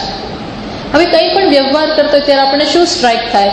દક્ષિણામૂર્તિ, દક્ષિણામૂર્તિ, દક્ષિણામૂર્તિ. ચર અચર રૂપે દક્ષિણામૂર્તિ. આવું બોલે છે દક્ષિણામૂર્તિ, આવું વર્તન કરે છે દક્ષિણામૂર્તિ. મારા મનમાં વિચાર આવ્યો એને પ્રકાશિત કરનાર દક્ષિણામૂર્તિ. શું વિચાર આવ્યો છે એ નહીં, પણ કોણે વિચારને પ્રકાશિત કર્યો, શું વિચાર એ નહીં. હવે આપણે એક સ્ટેપ પાછળ હટીએ. કયો વિચાર? નહીં, લેટ ઇટ ગો. પણ કોણે વિચાર મૂક્યો, કોણે એને પ્રકાશિત કર્યો? કોણે? તો કે અવભાસક રૂપે દક્ષિણામૂર્તિ. એને કારણે જગતને જોઉં છું. શું જોઉં છું? એને કોને કારણે જોઉં છું. કોણ બતાવે છે? કેવું છે એને? એટલે હાઉ ટુ એ સૂક્ષ્મને કેવી રીતે ગ્રહણ કરવું એ બતાવ્યું. આખા સ્તોત્રમાં આશય આ છે કે નામરૂપને જોવાને બદલે નામરૂપની આર પાર કોણ વ્યક્ત થઈ રહ્યું છે એને જુઓ. તો માત્ર શ્રવણ કરીએ, માત્ર એના અર્થનું મનન કરતા રહીએ, ધ્યાન કરીએ, કંઈ નહીં તો માત્ર પાઠ કરીએ. સંકીર્તના કશું જ ન ખબર હોય, માત્ર પાઠ જ કરતા હોય, આવડતો ન હોય એનો અર્થ, સમજ ના પડતી હોય, સતત પાઠ જ કરતા હોઈએ, તોય શું થાય? તો પણ શું થાય? એ કે છે સર્વાત્મત્વ મહાવિભૂતિ સહિત. સર્વાત્મત્વ એટલે સમગ્ર અસ્તિત્વ, સમગ્ર વિરાટ, એ એની વિભૂતિ સહિત અહીં જે પણ બધી શક્યતાઓ છે એ એની વિભૂતિ સહિત અનાયાસે, સ્વતઃ અનાયાસે સિદ્ધિએત, સિદ્ધ થઈ જાય. આમાં એ શક્તિ છે. આ સ્તોત્રમાં એ પ્રકારની શક્તિ છે, એ પ્રકારની પવિત્રતા છે એના ગાંભીર્યને કારણે કે માત્ર એનો પાઠ જ કરતા હોય તોય આ શક્તિ મળે, તોય આ વિભૂતિ પ્રાપ્ત થાય. સાથે શું થાય? સિદ્ધ્યેત પુનઃ અષ્ટતા પરિણતમ ઐશ્વર્યમ. સાથે સાથે અષ્ટ પેલી અણીમાં લગીમાં એ બધી જે સિદ્ધિઓ છે એ પણ પ્રાપ્ત, આખું ઈશ્વર, આખું જે વ્યક્ત જગત એ બધું પ્રાપ્ત થાય. એમાં જે જે બધી શક્તિ બધું પ્રાપ્ત થઈ જાય. આપણને પ્રાપ્ત કરવામાં રસ નથી તો અમે કરીએ, ચલો આ મળતું હોય તો એમને આ અનાયાસે મળે. જો એનું માત્ર પાઠથી જો આ મળતું હોય તો એનો અર્થ ખબર હોય તો શુંય મળે. શુંય મળે એટલે અપરોક્ષતયા હું એ તત્વને જાણી શકું, પછી કંઈ મેળવવાની જરૂરત નથી. પ્રાપ્તસ્ય પ્રાપ્ત થઈ જાય. પણ એ પ્રકારની આ પાઠમાં શક્તિ છે. કૈવલ્ય ઉપનિષદમાં એ વાત કરે છે કે કૈવલ્ય ઉપનિષદનો માત્ર પાઠ કરવામાં આવે તો શું થાય? મોટા મોટા પાપમાંથી તમે મુક્ત થઈ જાઓ. અર્થ ના ખબર હોય, અહીં લખે છે જુઓ, યહ શસ્ત્ર રુદીય મદિતે સહ અગ્નિપૂતો ભવતી, સુરાપાનાત પૂતો ભવતી, બ્રહ્મહત્યાત પૂતો ભવતી. અધિક માત્ર પાઠ કરે છે તો શું થાય? બ્રહ્મ હત્યા, એની જે પાપ લાગે એમાંથી મુક્ત. સુરાપાનાત, આ પીવાથી જે પાપ લાગતું હોય, મોટા મોટું પાપ છે આપણા શાસ્ત્રોમાં બધા, મદિરા પાન, એ પાપમાંથી એ માણસ મુક્ત થઈ જાય. આનામાં એ શક્તિ છે. કૃત્યાત પૂતો ભવતી, ન કર્યું હોય, ન કરવાનું થઈ ગયું હોય, કરવાનું રહી ગયું હોય, જે ધર્મ કર્મ કરવાનું હોય એ ન કર્યું હોય અને પાપ કર્મ થઈ ગયું હોય, મુક્ત થઈ જાઓ. એનું પાપ લાગે નહીં. એટલે અહીંયા કહ્યું છે હંમેશા આનો પાઠ કરવો જોઈએ. એ શક્તિ છે. વેદ અધ્યયનમાં, વેદના જે બધા મંત્રો હોય, વૈદિક મંત્રો, સૂક્તો, આ બધી વસ્તુમાં માત્ર પાઠ કરીએ, અર્થ ન ખબર હોય તો પણ હંમેશા એની એક તેજસ્વીતા એનાથી પ્રાપ્ત થાય છે. એ પ્રકારની પોટન્સી, એ પ્રકારની શક્તિ આમાં રહેલી છે. એવું કહેવાય છે, મેં હમણાં વાંચેલું કે પેલું લીંબુ હોય ને, લીંબુનું ફળ, લીંબુ, એને તમે સમારીને એનો રસ લો તો મળે જ શક્તિ, વિટામિન સી ને એનર્જી ને બધું મળે. પણ માત્ર એને હાથમાં પકડવામાં આવે ને તો પણ એની શક્તિ પ્રાપ્ત થાય છે. હાથમાં જ પકડવામાં આવે એવું કહે છે. અને આ ખાસ જૈન પેલા સાધુ સાધ્વીઓ એ બધા બહુ અપવાસ કરતા હોય ને, એકદમ જ કંઈ પીવાનું પાણી ને ના નહીં તેને, એ લોકોમાં આવે છે માત્ર લીંબુને પકડવામાં આવે તો એમાંથી શક્તિ પ્રાપ્ત થાય. તો ખાવતો તો શું મળે, તો માત્ર પકડો તો પણ એનામાં એટલી શક્તિ રહેલી છે. એમ આ સ્તોત્રનો અર્થ તો પછી એ તો પછી, તો માત્ર એનો પાઠ કરતા હોઈએ તો પણ આપણી પર્સનાલિટીમાં એક પરિવર્તન આવે. આપણા મનમાં એક પરિવર્તન આવે અને શુદ્ધ થાય. અહીંયા પણ પૂતો ભવતી, પૂતો ભવતી એટલે શુદ્ધ થઈ જાય, શુદ્ધિ કરે. આ શુદ્ધિ કરનારું છે, પવિત્ર કરનારું છે, એ પ્રકારની શક્તિ રહેલી છે. એટલે અહીંયા શંકરાચાર્યજી મહારાજ કહે છે કે અહીં જો આનો અર્થ ખબર પડે સર્વાત્મત્વનો, તો શું શું થઈ જાય, તો આપણે એનું આપણે પણ આ બધું એક જ છે એ જ્ઞાન થઈ જાય. એ ન ખબર હોય તો પણ માત્ર પાઠ કરવાથી ધીમે ધીમે એનો અનુગ્રહ પ્રાપ્ત થાય, ધીમે ધીમે એના સંસ્કાર આવતા જાય. જેના સંપર્કમાં હોઈએ એની અસર થયા વગર રહે. આ એક સામાન્ય નિયમ છે. જેના પણ સંપર્કમાં હોઈએ એનો સંગ આપણને લાગે છે, એ સંગનો રંગ આવે છે. પણ કઈ વસ્તુના સંગમાં છીએ? આવા સ્તોત્રના, જેના રચયિતા આવા હોય, જેમાં આવો અર્થ રહેલો હોય. અને કોઈ સામાન્ય વ્યક્તિ આની રચના નથી કરી. કોણે રચના કરી છે? અત્યંત મહાન સાક્ષાત શંકર ભગવાન જ કહેવાય. અને એમના શબ્દોમાં જેમ વેદમાં એક શક્તિ છે, કારણ કે એ ઈશ્વરનું નિશ્વાસ છે, એમનામાંથી જ પ્રગટ થયું છે. એમાં પણ ઈશ્વરમાંથી જ પ્રગટ થયેલું છે. અને માટે આવી શક્તિ રહેલી જ. એટલે એ જ રીતે ગીતાના પણ કે છે ને, ગીતાના શ્લોક ઘણા કે બધા કે છે અમે તો નાનપણથી પાઠ કરતા હતા, નાનપણથી પાઠ કરવા એ જ કર્યું હોય પણ એ એમને અહીં લઈ આવે. નાનપણથી કોઈ કે માત્ર પાઠ કરેલા હોય. ઘણા લોકોને ટેવ છે આખી ને આખી ગીતા 11ના દિવસે કરતા હોય, દરરોજ કરતા હોય, પહેલેથી કઈ બધા અર્થ ના ખબર હોય પણ એ અહીં લઈ આવે. સકૃત ગીતા બસે સ્નાન, એકવાર પણ સ્નાન કરો, એક શ્લોક પણ બોલો. જેમ આપણે પેલું રામચરિત માનસનું અહીંયા પાઠ રાખેલા ત્યારે છેલ્લે વાત થઈ ને કે રામચરિત માનસનો એક જ શ્લોક દરરોજ બોલવા, એક જ દોહો કે એક જ ચોપાઈ એક જ દરરોજ બોલીએ ને તોય રામની ભક્તિ આવી જાય, તો પણ આપણને પવિત્ર કરે, તો પણ શુદ્ધિ થાય. એટલે આવા મહાત્માઓનો આવું નહીં કે બોલવા ખાતર બોલે, પોતાની પબ્લિસિટી કરવા માટે. એવું નથી હોતું. હા, કે અનુભવ કરેલું હોય, અનુભવની આ વિષય હોય છે, સતત એના સંપર્કમાં હોય, એની શું અસર થાય છે. એટલે ભગવાનનું નામ પણ નામનો અર્થ ના કે નામ જ બોલાતું હોય, રામ રામ રામ રામ રામ. ઘણા લોકો હાથમાં જપની માળા હોય અને કર્યા કરતા હોય, એ અસર કરતું જ હોય. આ કોઈ જળ વસ્તુ છે જ નહીં. ત્યાં એક નામ આપણી આખી પર્સનાલિટીમાં પવિત્ર શુદ્ધિ ટ્રાન્સફોર્મેશન લાવવા માટે સમર્થ છે. કે જળ નથી ને, ભગવાનનું નામ છે, તસ્ય વાચક, એમનું નામ છે. એમ કરી અને આની મહત્તા ગાય છે. અને આ માત્ર અતિશયોક્તિ નથી. આપણે એમ ખબર ના પડે ને બોલ કરે શું અસર થાય, થતી જ હોય. આપણે સ્વીકારવું રહ્યું. અને કાં ટેસ્ટ કરવું હોય તો કરો, ટેસ્ટ એને પરીક્ષા કરવી હોય તો કરો, અનુભવ કરો, અનુભવ કરો પછી કહો. આ બધા અનુભવ કરેલું છે, અનુભવ ગમ્ય છે આ બધી વસ્તુ.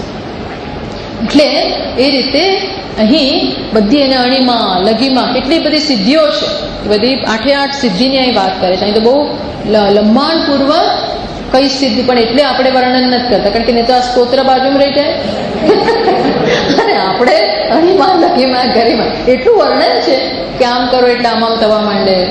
આમ એમાં આપણે પડવું નથી. નહીં તો પાછું આ સિદ્ધિ ગમવા માંડે, પ્રભુતા ગમવા માંડે, પ્રભુ બાજુમાં રહી જાય. એવું નહીં.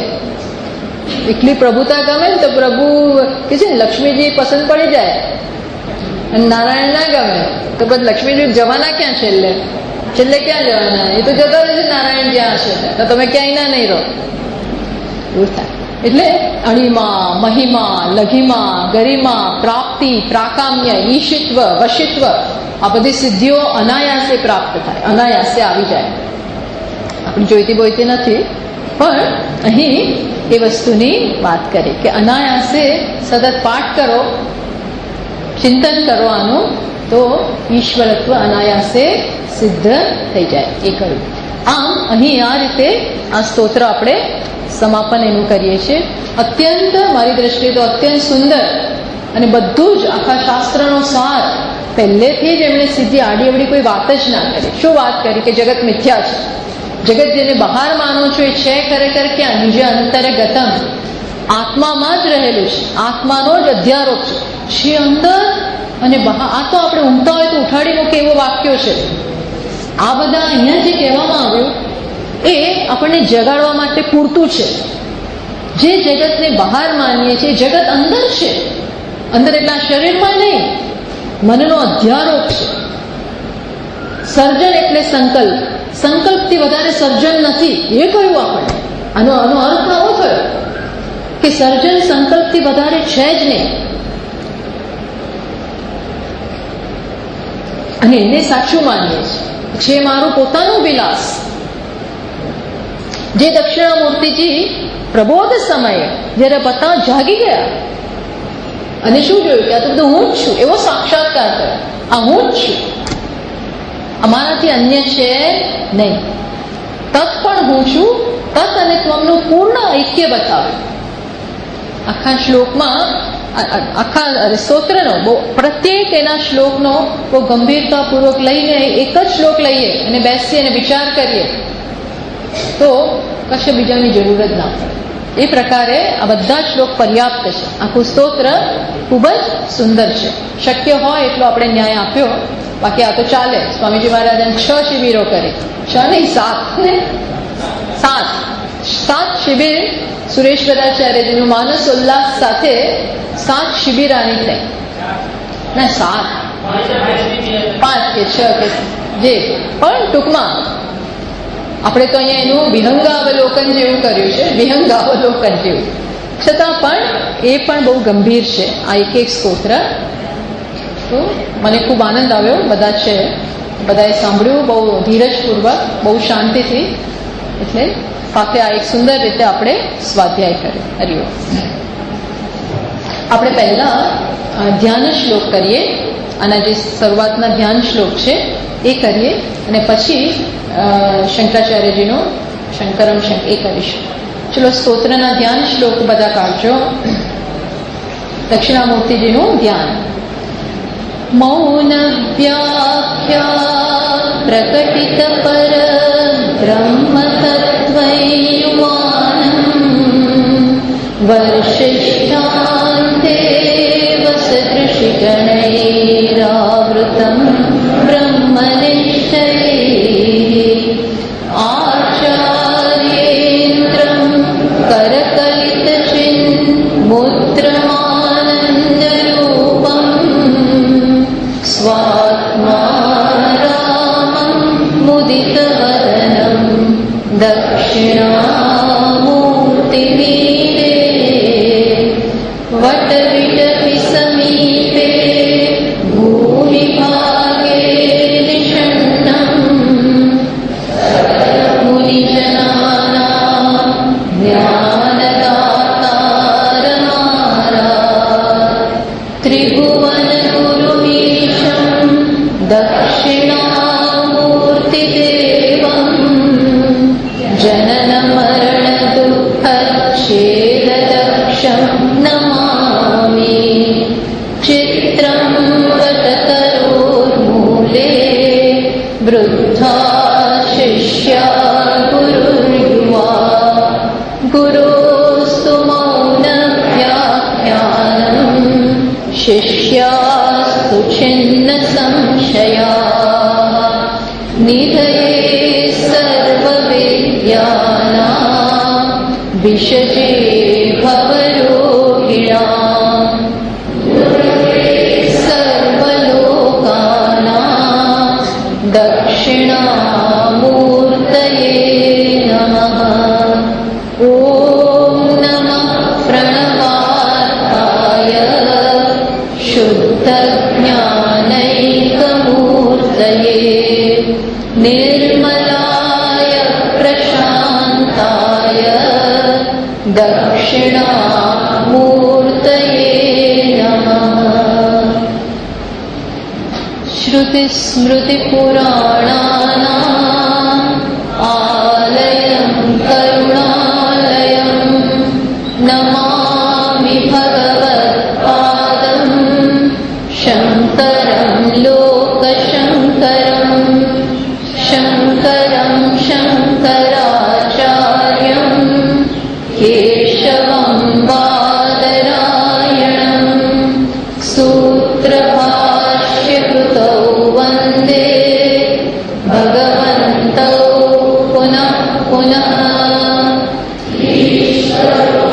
गुरुरात्मेति मूर्तिभेदविभागिने व्योमवद्व्याप्तदेहाय दक्षिणामूर्तये नमः। ॐ शान्ति शान्ति शान्तिः। हरिः ॐ। श्री गुरुभ्यो नमः। हरिः ॐ। અચ્છા, આપણે છૂટા પડીએ અને બધો આગળ કાર્યક્રમ વધે એ પહેલા એક પ્રશ્ન હતો, એ હું જરા ભૂલી ગઈ કહેવાનો. એ કોઈ એક વ્યક્તિનો અને ઘણા બધાને આ પ્રશ્ન છે કે તે દિવસે આપણે ચોથા શ્લોકમાં નાના છિદ્ર ઘટોદર સ્થિત મહાદીપક, એક ઘડા, આ શરીર એક ઘડા સમાન છે. જેમ ઘડો હોય એમાં વચ્ચે દીપક મૂકેલો હોય અને એના ઘડાના જે બધા છિદ્રો છે એમાંથી એ ઘડા દીપકનો પ્રકાશ બહાર જાય અને એ લાઈનમાં જે જે આવતું હોય એને પ્રકાશિત કરે. એ વખતે આપણે વૃત્તિ વ્યાપ્તિ અને ફલ વ્યાપ્તિ એ વાત કરી. એને કારણે ઘણાના મનમાં અમુક સંશય, ક્લેરિટી જરાક નથી આવી, તો છેલ્લે એક વખત કહી દઈએ કે વૃત્તિ વ્યાપ્તિ એટલે શું. વૃત્તિ વ્યાપ્તિ એટલે આ ચૈતન્યનો પ્રકાશ કોણ ઝીલે છે? પહેલા બુદ્ધિ. બુદ્ધિ પ્રકાશિત થાય, પછી બુદ્ધિ ઇન્દ્રિયો દ્વારા, ઇન્દ્રિય બુદ્ધિમાં જે પ્રકાશ આવ્યો એટલે ચૈતન્ય મન સહિત, બુદ્ધિ સહિત ઇન્દ્રિયો દ્વારા બહાર જાય, વિષયનો સંપર્ક કરે અને તરત વૃત્તિ જન્મે. કઈ જન્મે મનમાં વૃત્તિ? જાસૂદની વૃત્તિ જન્મી. આ વૃત્તિ જન્મી એટલે ચૈતન્ય એને વ્યાપ્ત કરી દીધું, એ કહેવાય વૃત્તિ વ્યાપ્તિ. આ સ્ટેપ પછી આ જાસૂદ વૃત્તિ જેવી જન્મીને એવી તરત જ સેકન્ડ સ્ટેપ થઈ ગયો. કયો સ્ટેપ થઈ ગયો? કે આ જાસૂદ છે પ્રકાશિત થયું. કારણ કે કોણ લાઈટ છે ત્યાં? ચૈતન્ય રૂપી ટોર્ચ છે, જેણે એને પહેલા વ્યાપ્ત કર્યું અને ઇમિડિયેટલી પ્રકાશિત કર્યું.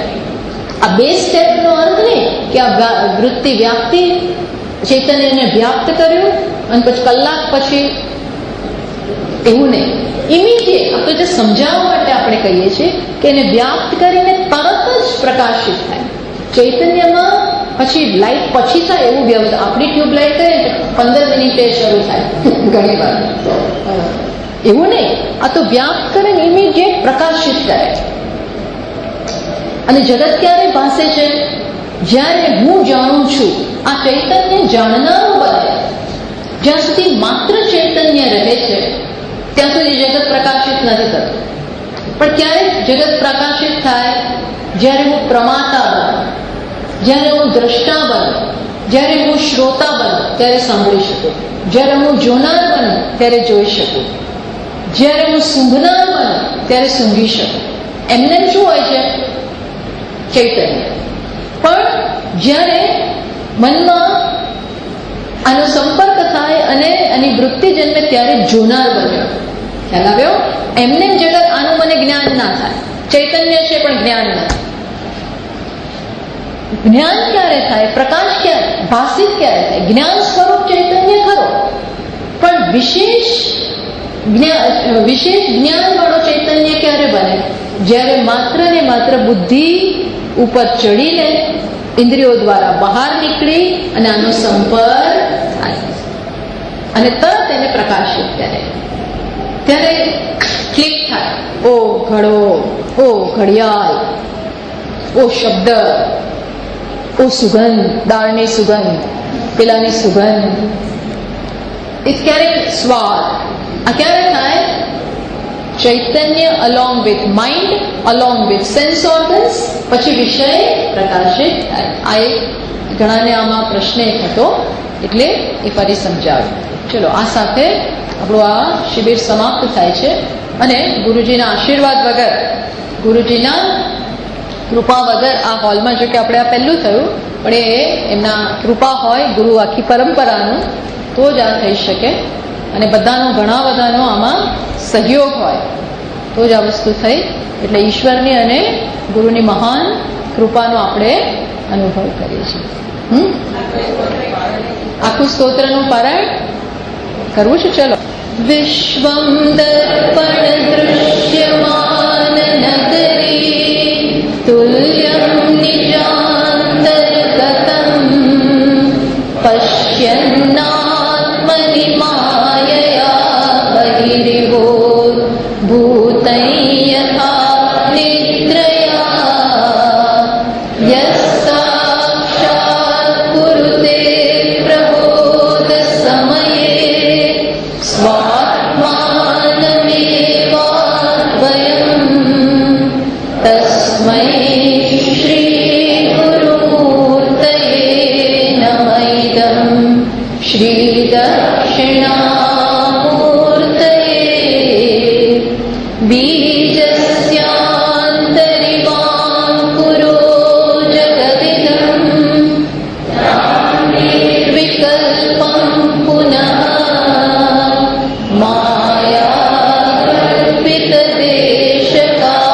માયાકલ્પિતદેશકાલકલના વૈચિત્ર્યચિત્રીકૃતम् માયાવીવ વિજૃંભયત્યપि મહા યોગી વયસ્વેચ્છયા તસ્મૈ શ્રી ગુરુમૂર્તયે નમઃ શ્રી દક્ષિણામૂર્તયે યસ્યૈવ સ્ફુરણં સદાત્મકમસત કલ્પાર્થકં આસતે તત્ત્વમસીતિ વેદવચસા યો બોધયત્યાશ્રિતાन् યત્સાક્ષાત્કરણાत् ભવેન્ન પુનરા વૃત્તિર્ભવામ્ભો નિધો તસ્મૈ શ્રી ગુરુમૂર્તયે નમઃ શ્રી દક્ષિણામૂર્તયે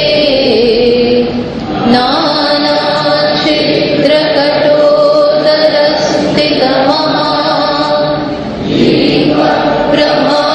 પ્રભાભાસ્વરં જ્ઞાનૈયસ્ય તુ ચક્ષુરાદિકરણ દ્વારા બહિસ્પંદતે જાનામીતિ તમેવ ભાन्तમનુમાન એતત્સમસ્तं જગત તસ્મૈ શ્રી ગુરુમૂર્તયે નમઃ શ્રી દક્ષિણામૂર્તયે દેહં પ્રાણમપીન્દ્રિયાણ્યપિ ચલાં બુદ્ધિં ચ શૂન્યં વિદુઃ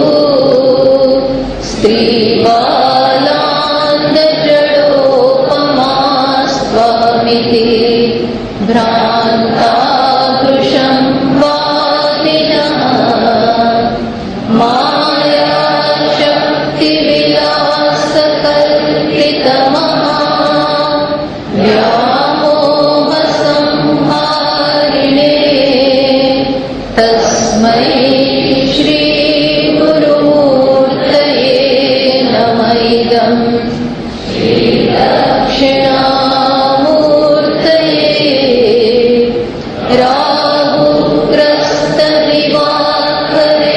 રાહુગ્રસ્તદિવાકરેન્દુસદૃશો માયાસમાચ્છાદનાत् સન્માત્રકરણોપસંહરણતો યોગોત્સુષુપ્તઃ પુમાन् પ્રાગસ્વાપ્સમિતિ પ્રબોધ સમયે પ્રત્યભિજ્ઞાયતે તસ્મૈ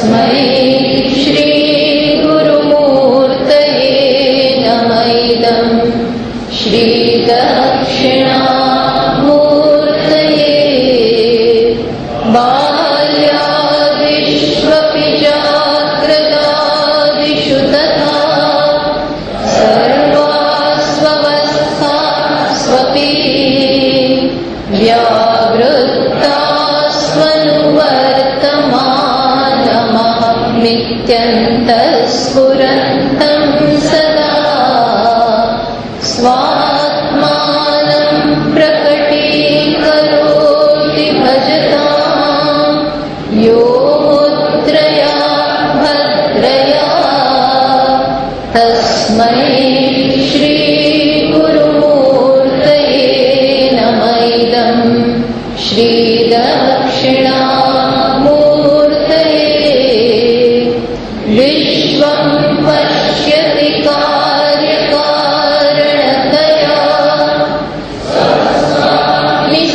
निसम्बन्धतः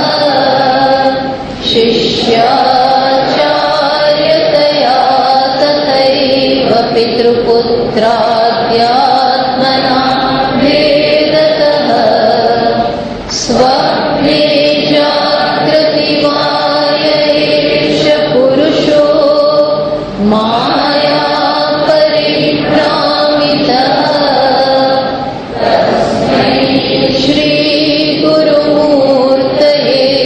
नमः इदं श्रीदक्षिणामूर्तये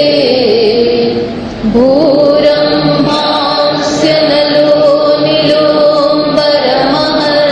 निलोम्बरमहर्नाथो हिमांशुः पुमान् इत्याभाति चराचरात्मकमिदं यत्